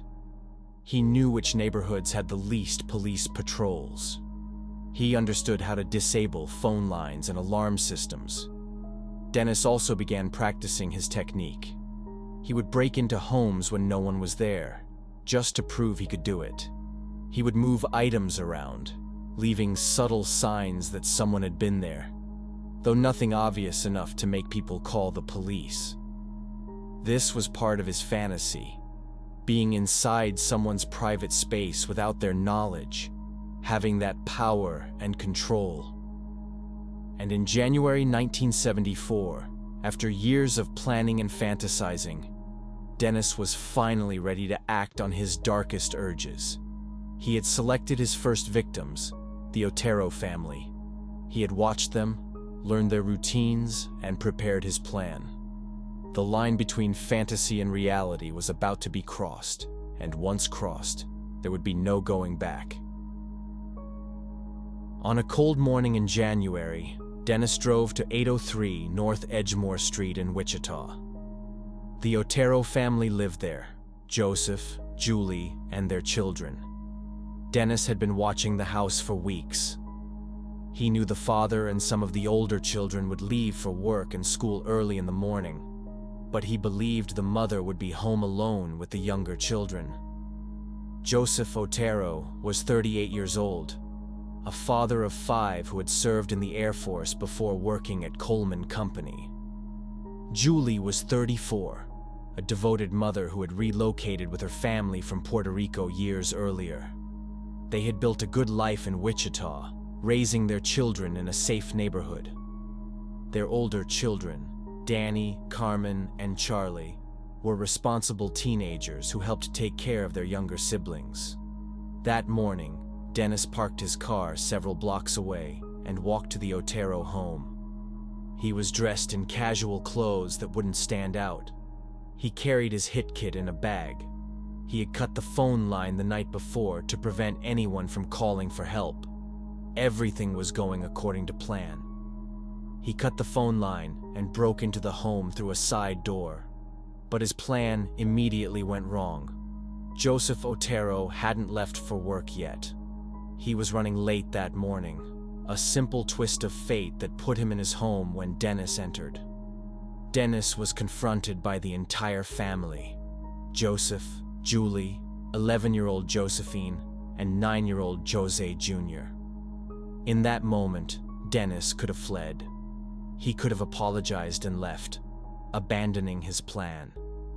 But instead, he made a choice that would set him on a path of destruction. He pulled out a gun and convinced the family he was a wanted criminal who just needed money and a car. He promised he wouldn't harm them if they cooperated. The Oteros, terrified but hoping to survive, did as he asked. Dennis bound each family member with rope he had brought in his kit. He tied their hands and feet, making it impossible for them to fight back or escape. He placed them in different rooms of the house. Joseph was in the master bedroom. Julie was in the bedroom with Josephine. Young Jose Jr. was in another room. What happened next was calculated and cruel. Dennis had not come just to rob the family or to take a car. He had come to fulfill his dark fantasies, to have complete control over other human beings, to dominate them, to experience the ultimate power of deciding whether they lived or ceased to exist. He took the life of Joseph first, using the rope to strangle him in the bedroom. Joseph fought as much as he could while bound, but Dennis was stronger and had the element of surprise. Then Dennis went to Julie and ended her life in the same manner while her daughter watched in horror. The psychological torture of making Josephine witness her mother's final moments was part of his desire for total control. Then he went after the children. 9-year-old Jose Jr. was found with a plastic bag over his head, bound and strangled. Finally, Dennis took 11-year-old Josephine to the basement. He hung her from a pipe, making her final moments even more terrifying. He took photographs of her, keeping them as souvenirs of his crime. The scene he left behind was so disturbing that it traumatized the first officers who responded. Evidence of bondage, the positioning of bodies, the clear signs of prolonged suffering. Everything pointed to someone who didn't just want to end lives, but wanted to torture and control his victims before ending them. 3 older Otero children, 15-year-old Charlie, 14-year-old Danny, and 13-year-old Carmen, were at school and work that day. They had left that morning thinking it would be an ordinary day. Charlie came home first around lunchtime and discovered the horror inside his house. He found his family and immediately called the police from a neighbor's house. The Wichita Police Department responded quickly. Officers who entered the home were experienced professionals who had seen many crime scenes, but nothing had prepared them for this. The level of planning, the brutality, the evidence of torture. This was unlike anything they had encountered before. Detective Bernie Drowatsky was one of the first investigators on the scene. He quickly realized this was not a typical crime. There was minimal evidence of forced entry. Dennis had been careful. Nothing appeared to be stolen, ruling out robbery as a motive. The binding and positioning of the bodies suggested someone who had planned this carefully and who had specific, disturbing motivations. A task force assembled but faced challenges. No witnesses, cut phone lines, few fingerprints, useless without a suspect. The community panicked. Parents kept children home. People installed locks. Safety evaporated overnight. BTK struck again in April 1974, attacking Catherine Bright in her home. Her brother fought back and survived, but Catherine lost her life. Later that year, BTK sent a letter to a newspaper, claiming responsibility and naming himself BTK. In 1977, he killed Shirley Vian and Nancy Fox. After reporting one victim to police himself, BTK disappeared again, leaving Wichita in fear. For years, BTK lived quietly. He worked, raised his children, attended church, and blended into the community. No one suspected him. But the violence had not ended. In 1985, he killed Maureen Hedge, a neighbor he had watched for years. In 1986, He killed Vicky Wiggerly, pretending to be a service worker. In 1991, Dolores Davis became his last known victim. Then, BTK went silent for over a decade. In 2004, a newspaper story about the Otero family anniversary brought BTK back. He began sending letters and evidence proving he was the killer. Police reopened the case with new technology. In 2005, BTK sent a floppy disk, believing it could not be traced. He was wrong. The disk led investigators directly to Dennis Rader. Dennis Rader was arrested in February 2005 near his home. He confessed quickly and in detail, speaking without emotion. He described his crimes calmly, showing no real remorse. Rader was charged with 10 counts of murder. Because of state law, he could not receive the death penalty. Rader was sentenced to 10 life terms and will never be released. He lives in isolation for safety. His family was devastated, and victims' families were left with lifelong trauma. Rader remains focused on his own image rather than the suffering he caused. The BTK case shows how dangerous people can hide in plain sight. Early warning signs were ignored, and his need for attention eventually exposed him. This case reminds us that awareness, technology, and community vigilance can help prevent future tragedies. The BTK case reminds us that awareness and community vigilance can save lives. Share this video to help others understand warning signs and the importance of reporting suspicious behavior. Subscribe to stay informed about true crime cases and lessons we can learn. Together, we can work toward a safer future and honor the memory of those lost. Now let's move on to the fourth disturbing true crime story.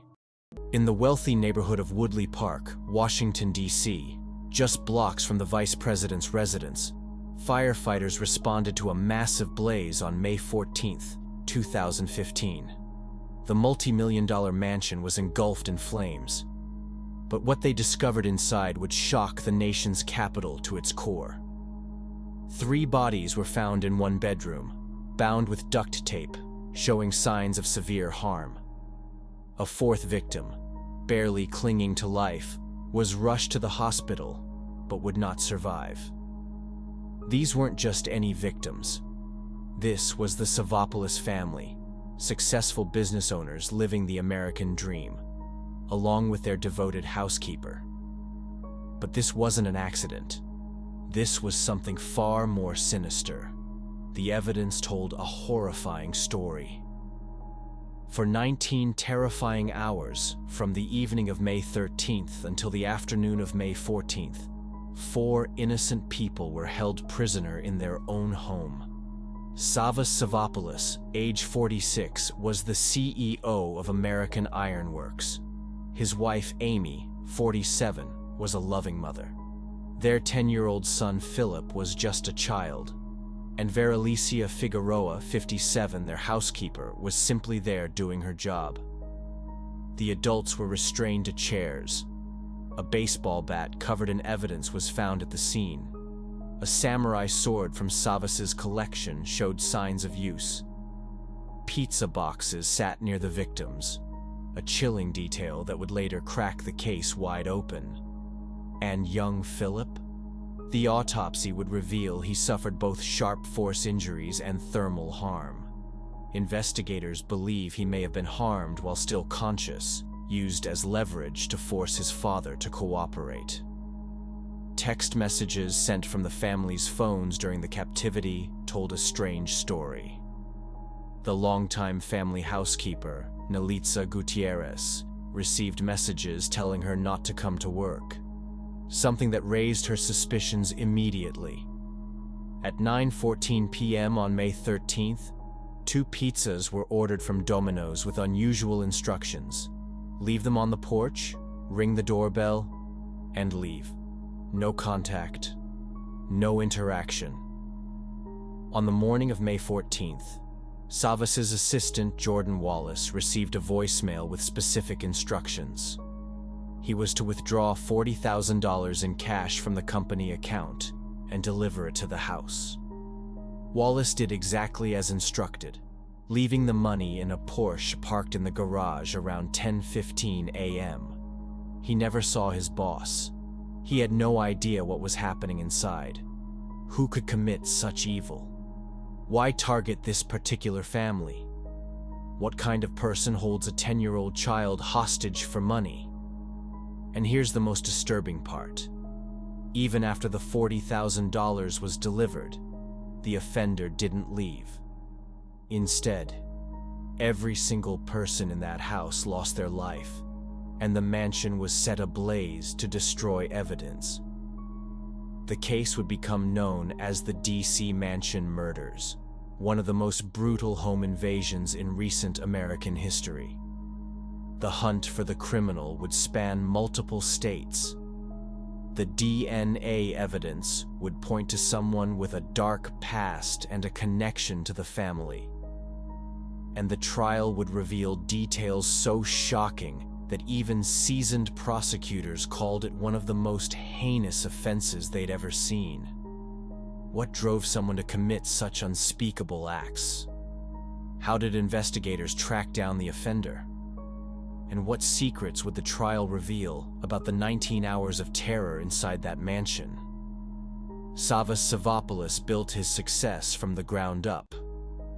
As CEO of American Iron Works, a construction company specializing in large commercial and government buildings in Hyattsville, Maryland, he provided well for his family. He also owned a martial arts studio in Chantilly, Virginia. The family lived in a $4.5 million mansion in Woodley Park, one of DC's most prestigious neighborhoods. Amy Savopoulos was deeply involved in their children's lives. The couple had 3 children, 2 teenage daughters, Abigail and Katerina, who were both away at boarding school, and their youngest, 10-year-old Philip. Veralicia Figueroa, known as Vera, had worked for the family as their housekeeper and was considered part of the family. Darren Dylan Wint was born on November 27, 1980 in Guyana. He immigrated to the United States in 2000, seeking better opportunities. He joined the United States Marine Corps but was discharged before completing his training due to medical reasons. He became a certified welder, and in 2003 he was hired at American Iron Works, Savas Savopoulos' company. From 2003 to 2005, Wint worked as a welder at the company. But his employment ended badly. According to reports, he was terminated after threatening a co-worker with a knife. This wasn't his only brush with violence. By 2015, Wint had accumulated a lengthy criminal record including second-degree assault, malicious destruction of property, and multiple theft charges. In 2009, he was convicted of assault and served 30 days in jail. After losing his job at American Iron Works, Wint struggled to maintain steady employment. He reportedly contacted the company in 2008 and 2009, asking to be rehired. He was refused. In 2010, he was arrested at a gas station directly across from American Iron Works headquarters, armed with a BB pistol and a 2-foot-long machete. The weapons charges were eventually dropped. On May 13, 2015, at approximately 5:30 p.m., Savas Savopoulos was at his martial arts studio in Northern Virginia with housekeeper Nelitza Gutierrez. He received a call from his wife Amy, asking him to come home to watch Philip because she had plans to go out. He left the studio and headed home. What Savas didn't know was that someone was already waiting. Based on testimony from Wint's stepmother during the trial, Wint left his home early that morning and didn't return. Investigators believe he entered the Savopoulos home sometime that evening. There were no signs of forced entry, suggesting he may have gained access through deception or waited for an opportunity when a door was unlocked. Amy Savopoulos arrived home and placed her coffee cup on the table, a detail captured in evidence photos that would later be released. It was at this moment she was confronted. Savas came home to a nightmare. He was immediately overpowered in the dining room. Photos released after the trial showed his blood stained on the dining room floor from the initial assault. Vera Figueroa, the housekeeper who was supposed to leave that evening, was also taken captive. The offender used duct tape to restrain the adults to chairs. Young Philip became the leverage. Evidence presented at trial suggested the child was harmed in front of his parents to force their cooperation. The family's own belongings were used as weapons: a baseball bat and a sword from Savas's samurai collection. At 9:14 p.m., Amy was forced to order 2 pizzas from Domino's. The instructions were specific and designed to avoid human contact. Leave the pizzas on the front porch, ring the doorbell, and leave. The delivery driver followed these instructions exactly. The offender ate some of the pizza, leaving a partially eaten crust, a decision that would prove to be his downfall. Throughout the night, the family and their housekeeper remained bound. Text messages were sent from their phones to prevent suspicion. Nelitza Gutierrez, who normally worked at the house, received messages from Amy's phone saying not to come in the next day. When Gutierrez called back and texted, she received no response, unusual behavior that worried her. Early on May 14th, the offender's plan moved into its next phase. Savas was forced to leave a voicemail for his assistant, Jordan Wallace, with specific instructions.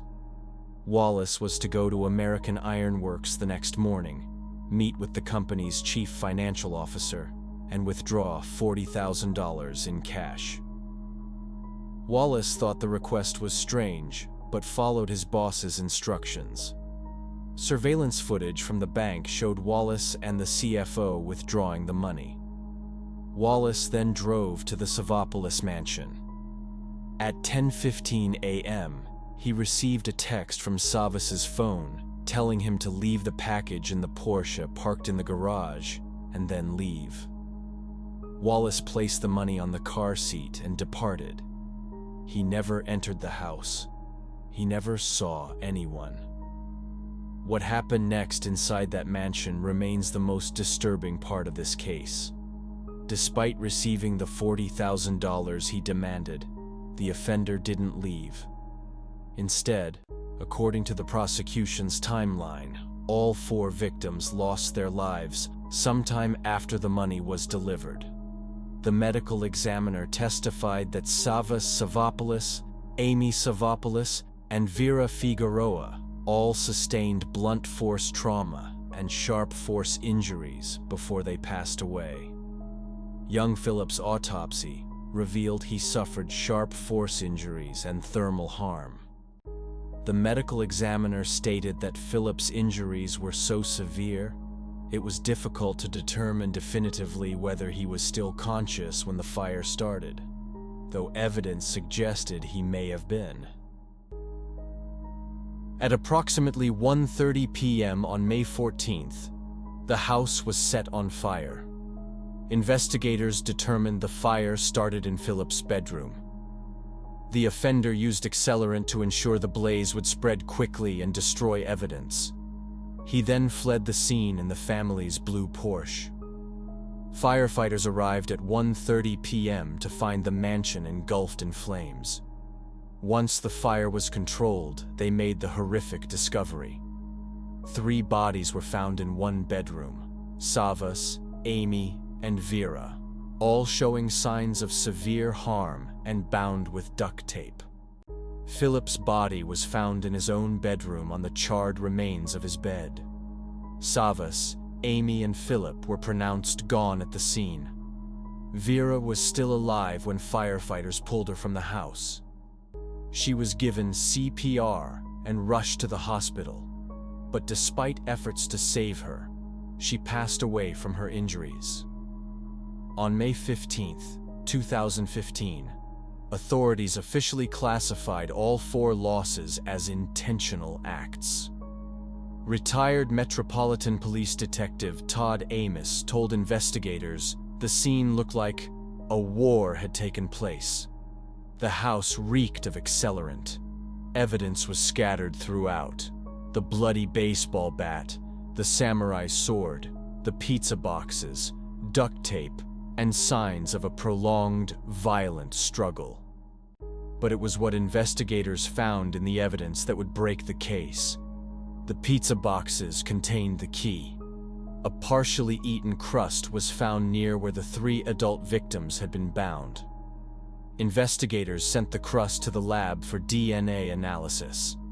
At approximately 5:30 p.m. on May 14th, just hours after the fire, Amy Savopoulos' blue Porsche was found burning in a church parking lot in Prince George's County, Maryland. The car had been set on fire, another attempt to destroy evidence. But the offender made mistakes. Inside the burned vehicle, investigators found a construction vest. DNA analysis would later reveal Darren Wint's genetic material on that vest. They also found other items that would tie back to the scene. On May 18, 2015, investigators got the breakthrough they desperately needed. The DNA from the pizza crust and other items found at the crime scene was run through CODIS, the FBI's national DNA database. The results came back with a match: Darren Dylan Wint. Police immediately recognized the significance of the connection. Wint wasn't a stranger to the Savopoulos family. He had worked at American Iron Works from 2003 to 2005 before being fired for threatening a coworker. This wasn't a random crime. This was targeted. Police Chief Kathy Lanier told reporters, "Right now, it does not appear that this was just a random crime." The connection between Wint and the victims suggested a motive rooted in grudge, revenge, or familiarity with the family's wealth. On May 19, 2015, nearly a week after the offenses, Washington, D.C. police went public with Wint's name. They released his photo, a 2007 booking photo showing a man 5 feet 7 inches tall, 155 pounds, with a history of violence. They announced he was wanted for first-degree premeditated acts against the 4 victims. Police urged the public to consider him armed and extremely dangerous. On May 19th, police released Wint's name and photo. He was wanted for first-degree premeditated acts against 4 victims. Consider him armed and extremely dangerous. That same night, authorities tracked him to Brooklyn, New York. They missed him by hours. His girlfriend said he was considering turning himself in. He wasn't. Internet searches from Wint's devices painted a damning picture. How to beat a lie detector test. 10 hideout cities for fugitives. 5 countries with no U.S. extradition treaty. He also repeatedly checked news coverage of the case. Wint told his ex-fiancée he'd won the lottery. He took her shopping, bought jewelry, flashed $1,200 in $100 bills. His brother-in-law testified Wint was spending lavishly in the days after the offenses. On May 21st, investigators tracked Wint to a motel in College Park, Maryland. As they arrived, he was leaving in a white Chevrolet Cruz. A box truck traveled with him. 20 police cars and a helicopter followed for 5 miles. At 11 p.m., they surrounded both vehicles. Inside, Wint, 2 men, and 3 women. Officers found a stack of $100 bills and money orders. Wint showed no emotion as he was arrested. U.S. Marshal Robert Fernandez said Wint remained eerily calm, displaying none of the expected reactions. Prosecutors presented overwhelming evidence. Wint's DNA on the pizza crust, construction vest, knife, and hard hat, 60 witnesses established the timeline. His internet searches for how to beat lie detector tests and hideout cities for fugitives revealed guilt. On February 18, 2016, he was indicted on 20 felony charges. The trial began September 11, 2018. The defense claimed Wint's brothers committed the crimes. Wint testified he was tricked into going to the house for a painting job. Assistant U.S. Attorney Laura Bach destroyed his story. How did his DNA get on the pizza crust if he never entered? His timeline contradicted all evidence. His brother testified against him with a solid alibi. After 6 weeks of testimony, the jury returned on October 25, 2018. Guilty on all 20 counts. Abigail and Katerina Savopoulos witnessed justice for their family. At sentencing, Abigail spoke through tears. Wint showed no remorse. Judge Juliet McKenna sentenced him to 4 consecutive life sentences without parole. Wint remains in federal prison and will never be released. The mansion was demolished in 2017. A single pizza crust led to justice through DNA evidence, but 4 innocent lives can never be restored. This case reminds us that awareness and vigilance can save lives. If something feels wrong, trust your instincts and contact authorities. Share this story to raise awareness about home safety and the lasting impacts of workplace violence. Subscribe to stay informed about cases that shape our understanding of criminal behavior and justice. Together, we can honor the memories of Savas, Amy, Philip, and Vera by learning from this tragedy and working to prevent future horrors.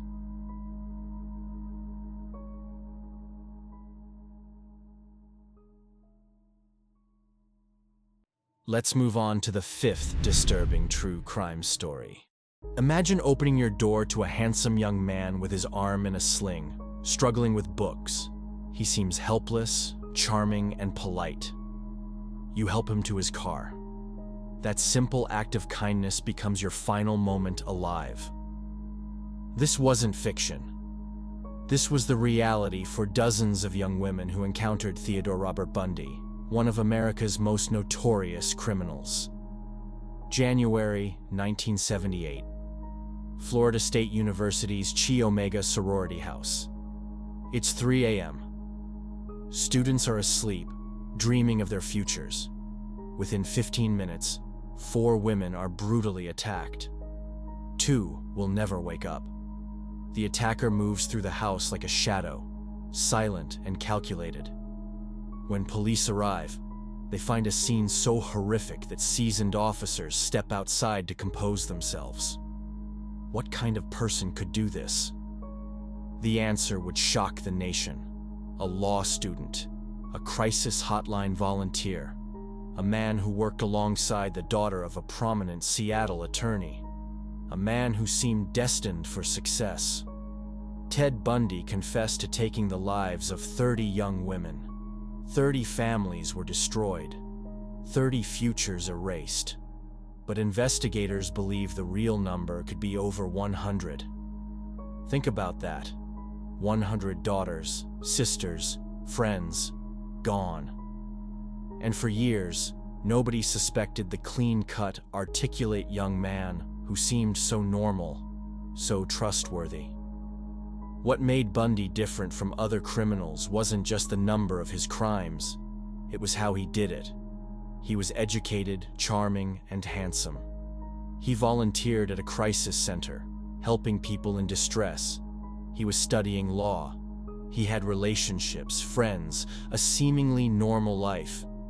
This wasn't a monster hiding in the shadows.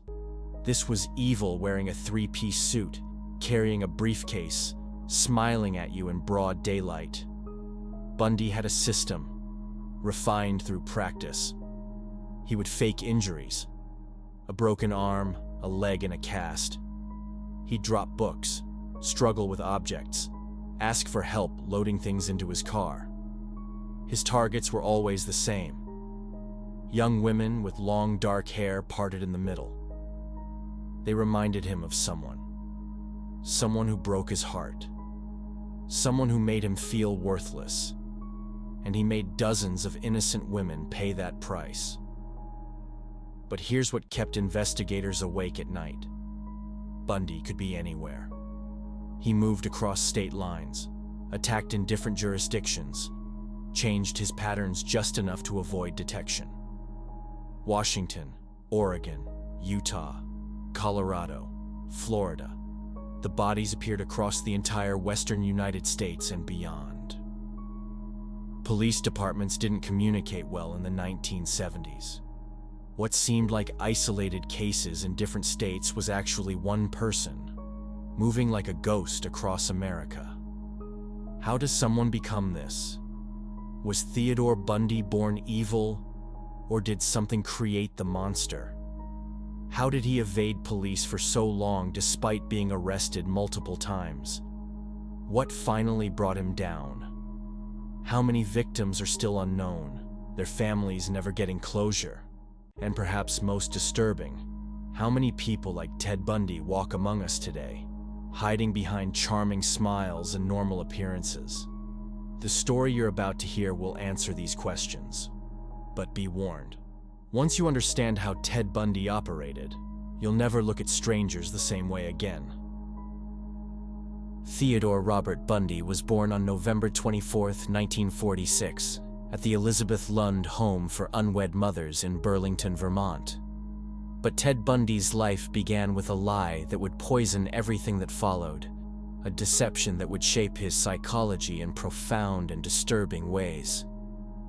The woman he called sister was actually his mother.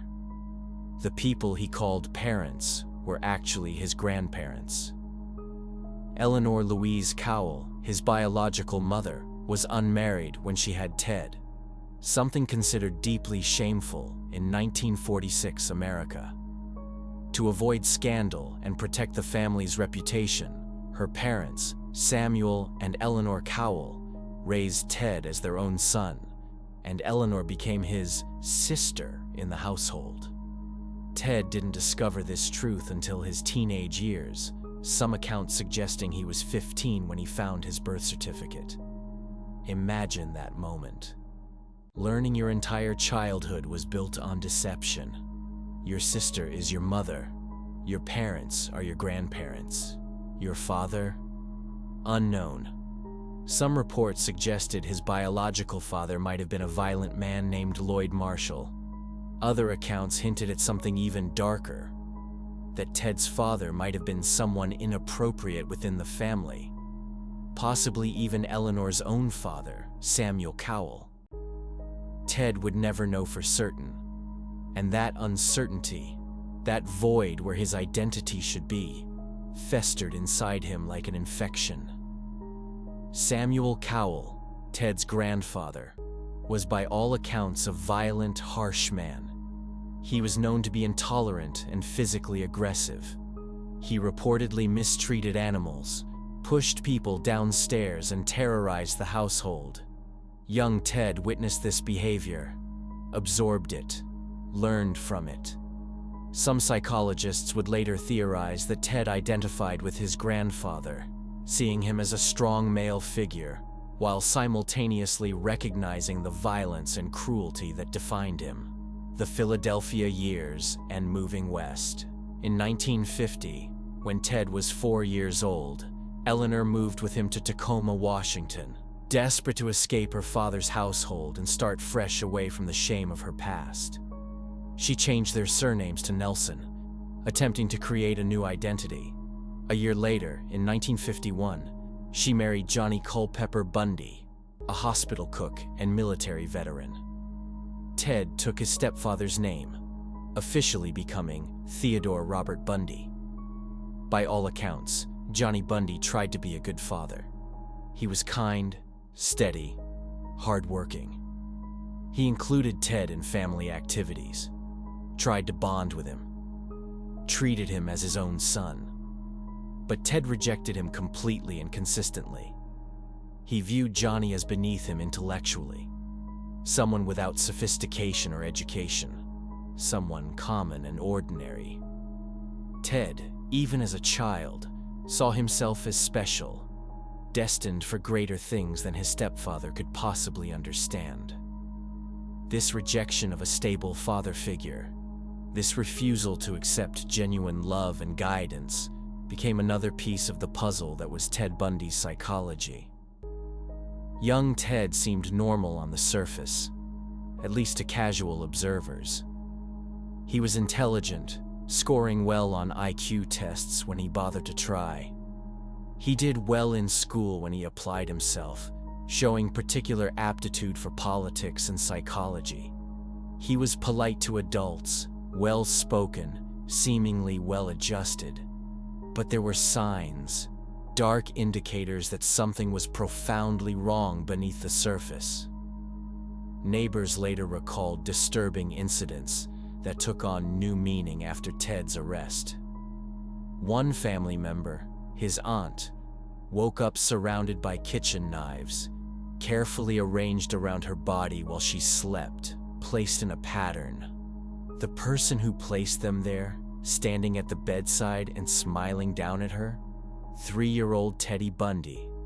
When confronted, he just smiled. The awakening of dark desires. As a teenager, Ted became a sophisticated and prolific thief. He shoplifted constantly, not out of financial need, but purely for the thrill of it, the rush of taking something without permission. He stole ski equipment worth hundreds of dollars, electronics, clothing, anything he wanted. He was never caught, never punished, and that sense of getting away with it, of being smarter than everyone around him, fed something dangerous inside him. It confirmed his belief that rules didn't apply to him, that he was above the normal constraints of society. As a teenager, Ted became exposed to violent media that shaped his worldview in troubling ways. He began consuming content that normalized harmful behavior. By his own later admission in interviews with investigators and psychologists, these materials influenced his thoughts significantly and became a preoccupation. During this period, Ted also developed concerning behavioral patterns. He would observe neighborhoods and study people's routines, learning about security weaknesses in residential areas. He was preparing for future actions he didn't yet fully understand himself. These early warning signs went unnoticed by those around him. In 1967, Ted enrolled at the University of Washington in Seattle, initially studying Chinese. There, he met Stephanie Brooks, a beautiful, sophisticated woman from a wealthy California family. She was everything Ted wanted to be and everything he felt he wasn't. Confident, secure, from old money, socially connected. He fell completely, obsessively in love with her. She represented the life he craved, the status he desired, the acceptance he needed. For a brief time, they dated, and Ted believed he had finally found what he was looking for. But Stephanie saw through Ted's carefully constructed image. She saw someone directionless, immature, lacking real purpose or drive. She saw someone playing at being sophisticated rather than actually being sophisticated. In 1968, she ended the relationship, delivering words that would echo in Ted's mind for years. She told him he had no real prospects, no future, nothing to offer someone like her. Those words destroyed something fundamental in Ted Bundy. Years later, in interviews, he would say that Stephanie made him feel worthless, inferior, inadequate, feelings that connected directly to the shame of his illegitimate birth and his rejection of his stepfather. Look closely at Ted's victims throughout his offense spree. Every single one had long, dark hair parted in the middle, just like Stephanie Brooks. Their facial features often resembled hers. They were college students, just like she had been. He spent years making women who looked like her pay the ultimate price for his rejection, for his feelings of inadequacy, for the shame he carried. After the breakup with Stephanie, Ted dropped out of school and disappeared for several years, drifting through various menial jobs, spiraling into depression and rage. But around 1969, something changed dramatically. Ted Bundy decided to transform himself, to become the man Stephanie had wanted. He re-enrolled at the University of Washington, this time taking his studies seriously and excelling. He became active in Republican Party politics, working on campaigns, making connections with influential people. He volunteered at Seattle's crisis hotline, where he worked night shifts alongside Ann Rule, a former police officer who was beginning her career as a true offense writer. Ann considered Ted a trusted friend, someone she could count on, someone with genuine empathy. She had no idea who he really was. In 1973, Ted was accepted to law school at the University of Utah. He was finally becoming the successful person he had always believed he should be. And then, in a calculated move that demonstrated his manipulative nature, he reconnected with Stephanie Brooks. He had transformed himself, confident, educated, with prospects. She was impressed, and they briefly rekindled their relationship. Then, once he felt he had won her back, Ted abruptly ended the relationship without explanation, abandoning her just as she had abandoned him. It was revenge, pure and simple. He had proven to himself that he could win her, and then he discarded her. But it wasn't enough. The rage and shame still burned inside him. In 1972, Ted met Elizabeth Klopfer, a single mother working as a secretary. They began a relationship that would last years, even during the period when he was actively harming others. Elizabeth, who later wrote a book about her relationship with Ted, described him as attentive, loving, and normal. They talked about marriage, about a future together. She had no idea what he was doing when he wasn't with her. By all appearances, Ted was becoming successful and stable. He was accepted to law school. He was dating a wonderful woman who loved him. He was trusted and respected in his community, and he was ready to begin his true work. On January 4th, 1974 in Seattle, Ted Bundy entered the basement bedroom of 18-year-old Joni Lenz, a student at the University of Washington, while she slept. He violently attacked her with a metal rod torn from her bed frame, causing severe internal injuries and leaving her in a coma. The attack was savage, frenzied, inappropriate in nature.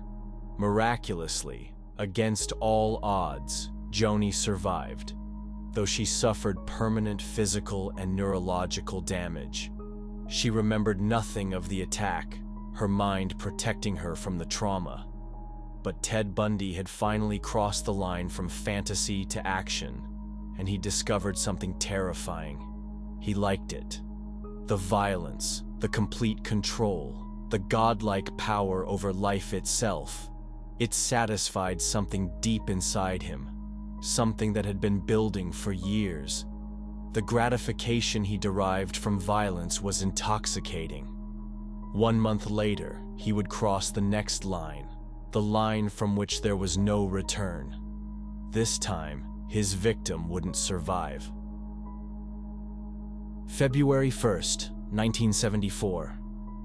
Linda Ann Healy, a 21-year-old psychology major at the University of Washington, vanished from her basement bedroom. When her roommates discovered she was missing, they found something deeply disturbing. Her bed was carefully made, almost obsessively so, but bloodstains on her pillow and nightgown told a different story. A nightgown hanging in her closet was covered in blood. Someone had carefully cleaned the scene, trying to buy time before the disappearance was discovered. Her skull would be found exactly 1 year later on Taylor Mountain, along with the remains of other victims, all placed carefully in a remote area Ted would later call his graveyard. Over the next 6 months, young women began disappearing throughout Washington and Oregon at an alarming rate. March 12th, Donna Gail Manson, 19, vanished from Evergreen State College while walking to a campus concert. April 17th, Susan Rancourt, 18, disappeared from Central Washington State College after leaving an evening advisors meeting. May 6th, Roberta Kathleen Parks, 22, went missing from Oregon State University. June 1st, Brenda Carol Ball, 22, disappeared after leaving a tavern in Burien, Washington. June 11th, Jorgen Hawkins, 18, vanished from behind her sorority house at the University of Washington. Witnesses heard a scream around 1 a.m., then nothing but silence. These weren't random attacks by some disorganized offender. Ted selected his victims with great care. They were intelligent, attractive young women, usually students with bright futures ahead of them. They were daughters loved by their families, friends cherished by their communities. They had dreams, ambitions, people who cared about them. And Ted took all of that away in moments, satisfying his own twisted needs. July 14th, 1974, remains one of the most brazen offenses in American history. Lake Sammamish State Park, a popular beach near Seattle, was packed with thousands of people enjoying the beautiful summer weather. Families played in the water, couples sunbathed on the beach, young women read books and listened to music. It was a perfect Sunday afternoon. In broad daylight, surrounded by potential witnesses, Ted Bundy approached multiple young women, wearing a fake cast on his arm and introducing himself as Ted. He asked for help loading a sailboat onto his car parked nearby. Several women declined, sensing something wrong, trusting their instincts even though they couldn't articulate why. 23-year-old Janice Ann Ott was seen leaving with Ted around 12:30 p.m. Multiple witnesses watched her walk away with the handsome young man. At approximately 4 p.m., 19-year-old Denise Marie Naslund also disappeared with him from the same beach. Multiple witnesses saw the handsome young man with the arm in a sling throughout the day. They even heard his name, Ted. They described his vehicle, a light brown Volkswagen Beetle. They described his appearance, attractive, clean-cut, well-spoken, polite. Police finally had a name, a detailed description, a vehicle type. But incredibly, it still wasn't enough to identify him immediately. The remains of both women were found months later, on September 7th, 1974, in a heavily wooded area near Issaquah, miles from the park. But something else was found with them. The remains of an unidentified third victim, never named, never identified. How many others were there? Unknown and unidentified, taken and disposed of without anyone ever knowing. In fall 1974, Ted Bundy moved to Salt Lake City to attend law school at the University of Utah. The disappearances in Washington slowed dramatically, then stopped. Police in Washington, still investigating the cases, hoped the perpetrator had passed away, moved away, or been imprisoned for another offense. In Utah, however, the nightmare began again with renewed intensity. October 2nd, 1974. Nancy Wilcox, 16, vanished in Holiday, Utah. Her body has never been found. October 18th, Melissa Ann Smith, 17, disappeared in Midvale, Utah. Her body was found 9 days later in a canyon, showing evidence of the horrific nature of her final hours. Laura Ann Amy, 17, went missing from a Halloween party on October 31st in Lehi, Utah. Her remains were discovered on Thanksgiving Day in American Fork Canyon. November 8th, Carol Duranch, 18, survived an attempted abduction in Murray, Utah, when a man impersonating a police officer tried to handcuff her and force her into his car. She fought back, escaped, and her testimony would later prove crucial in finally convicting Ted Bundy. Ted's pattern was evolving rapidly. He was attacking more frequently, getting bolder, taking greater risks. The initial thrill was fading, requiring more frequent violence to achieve the same satisfaction. In Colorado, 4 more women disappeared between January and April 1975. Corinne Eileen Campbell, Julie Cunningham, Denise Lynn Oliverson, and Lynette Dawn Culver. The jurisdictions still didn't communicate effectively. Each police department thought they had 1 or 2 isolated tragic cases. Nobody realized they were all tracking the same predator. Detective Bob Keppel of the King County Sheriff's Office in Washington began noticing disturbing patterns in early 1974. Young women, all with similar physical appearance, all college students or young professionals, disappearing from public places in similar circumstances. The Lake Sammamish witnesses gave police their first significant break. A name, Ted, a detailed physical description, and a vehicle type, Volkswagen Beetle. These were concrete leads, something to work with finally. Seattle authorities released composite sketches of Ted to the public in July 1974.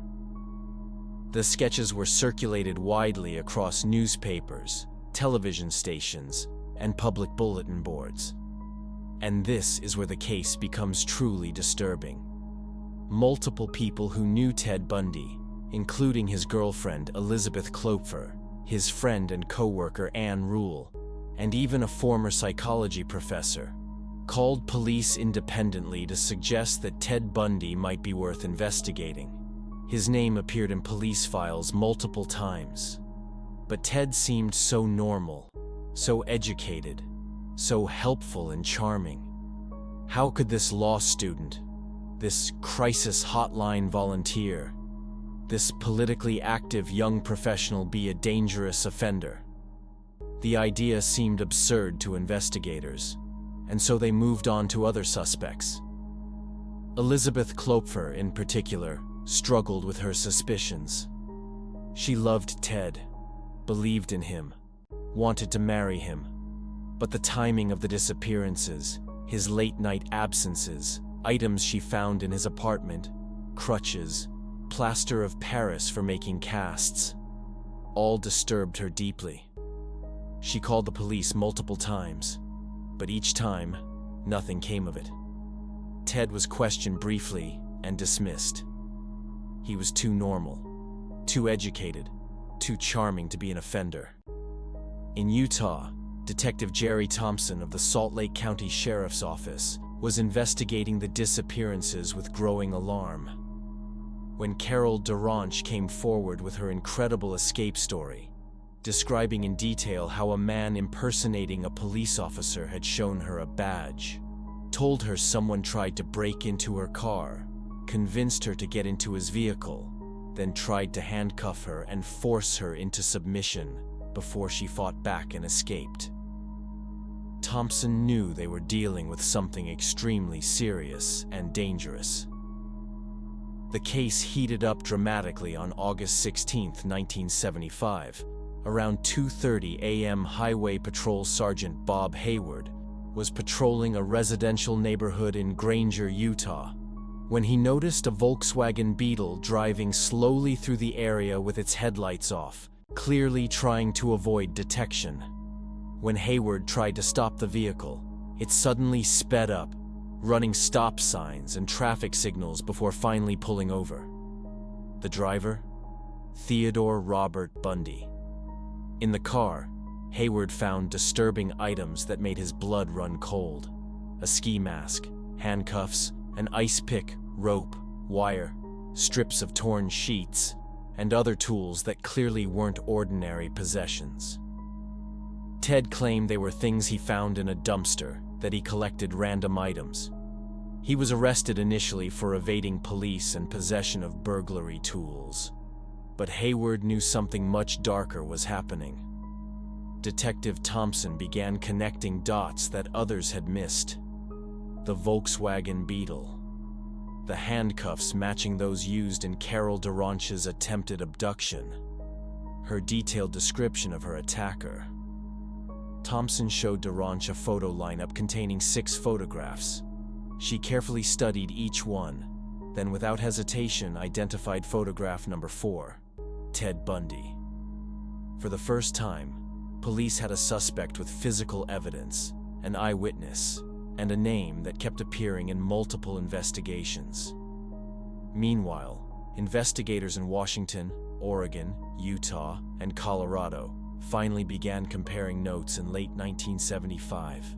The same type of vehicle appearing in witness statements, similar victim profiles across states, overlapping timelines that suggested one person traveling between states. The evidence pointed to one inescapable conclusion. They were hunting the same person, and they finally had him in custody in Utah. In February 1976, Ted Bundy stood trial for the attempted abduction of Carol Duranche. Despite having a strong case, prosecutors worried. Bundy was articulate, intelligent, charming. He represented himself in court, cross-examining witnesses, making legal arguments.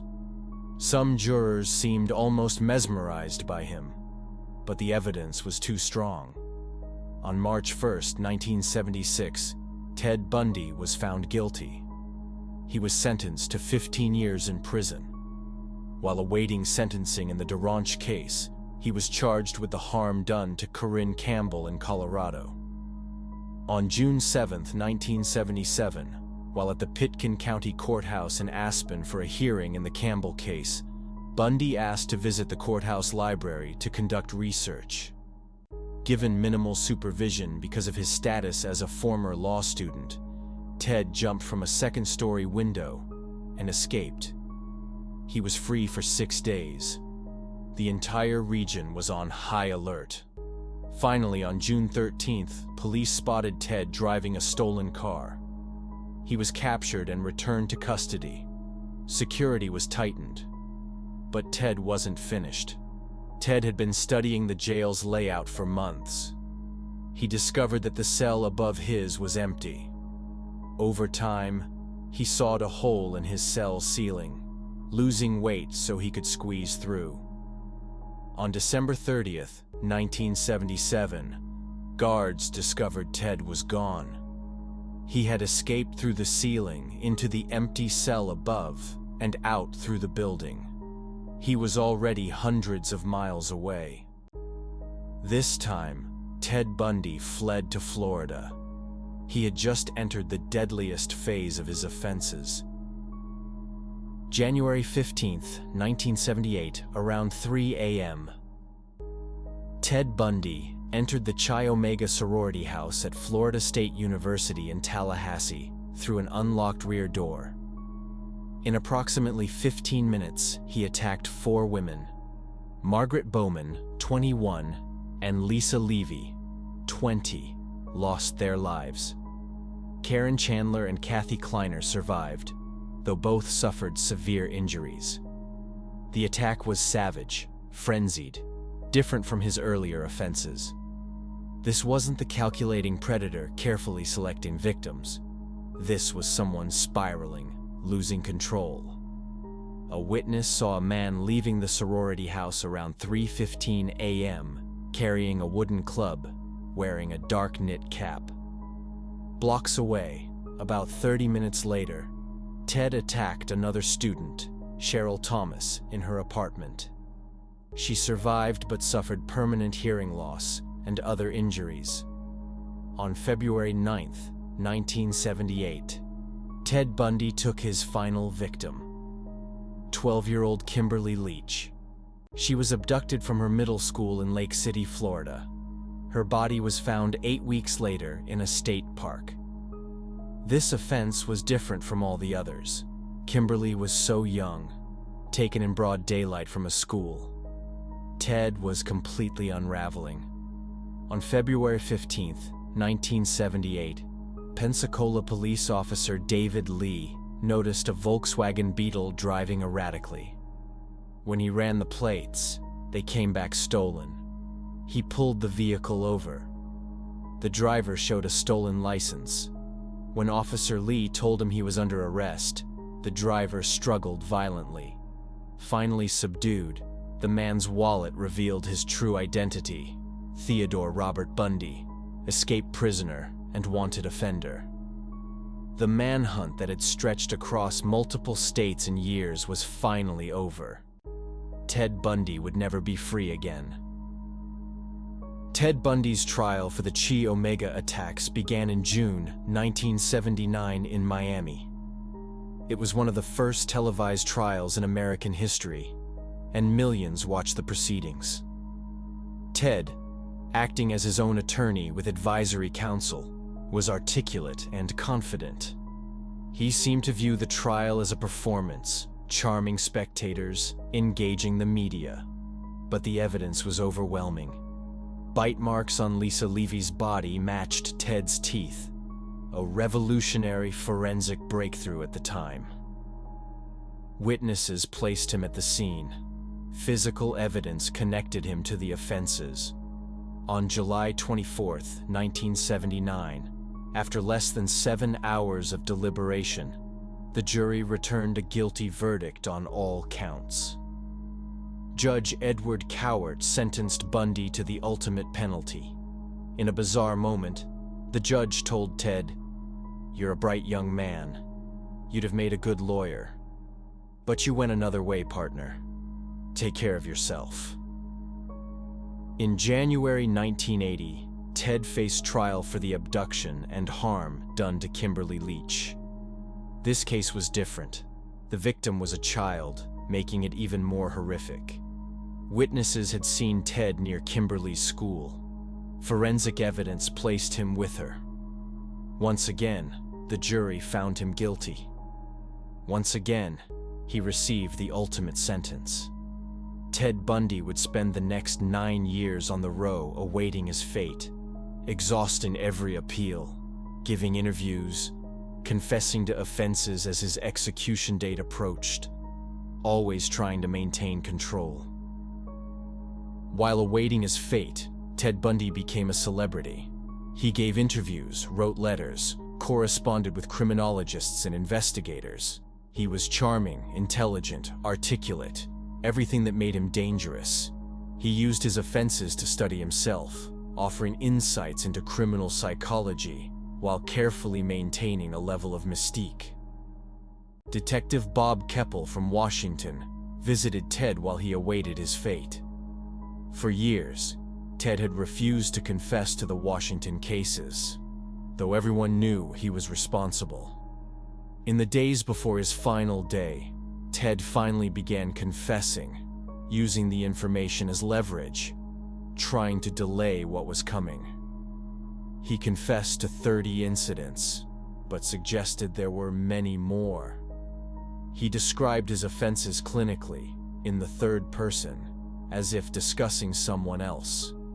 He detailed how he selected victims, how he gained their trust, what he did to them.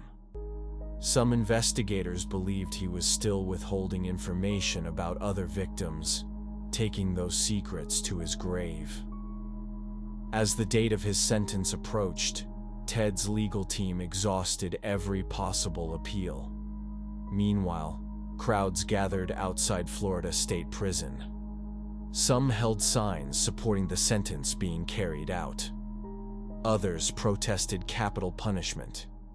Inside, Ted Bundy spent his final hours confessing to more offenses, giving details about victims, always trying to maintain control until the very end. At 7:16 a.m. on January 24, 1989, Theodore Robert Bundy's sentence was carried out in Florida's execution chamber. He was 42 years old. His final words were apologies to the families of his victims, words that rang hollow after years of manipulation and deceit. Outside the prison, the crowd erupted in cheers. Fireworks were set off. People held signs expressing their feelings about the outcome. The relief was palpable. A monster was finally gone, but the pain he caused remains forever. Ted Bundy confessed to harming 30 young women, but investigators believe the true number could exceed 100. The confirmed victims include Linda Ann Healy, Donna Manson, Susan Rancourt, Janice Ott, Denise Naslund, Margaret Bowman, Lisa Levy, and 12-year-old Kimberly Leach. Each name represents a real person with dreams, family, and a future. Bundy took everything from them. Even today, investigators discover remains that may never be identified. Many families still search for answers about their missing loved ones. The most important lesson is this: dangerous people don't always look dangerous. Bundy was charming, educated, and helpful. He volunteered at crisis centers and studied law. Even close friends never suspected him. We cannot judge someone's danger level by appearance alone. At Lake Sammamish, several women refused Bundy's request for help. Something felt wrong. They trusted their gut and saved their lives.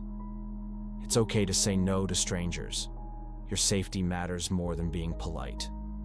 In the 1970s, police couldn't easily share information across states. Today, databases, security cameras, and DNA testing help catch criminals faster and prevent future harm. If you see something suspicious, report it. Witnesses helped capture Bundy. Your awareness could save lives. Stay aware and trust your instincts. Share this video to spread awareness about personal safety. Subscribe for more true crime cases that teach important safety lessons. Together, we can stay vigilant and protect our communities.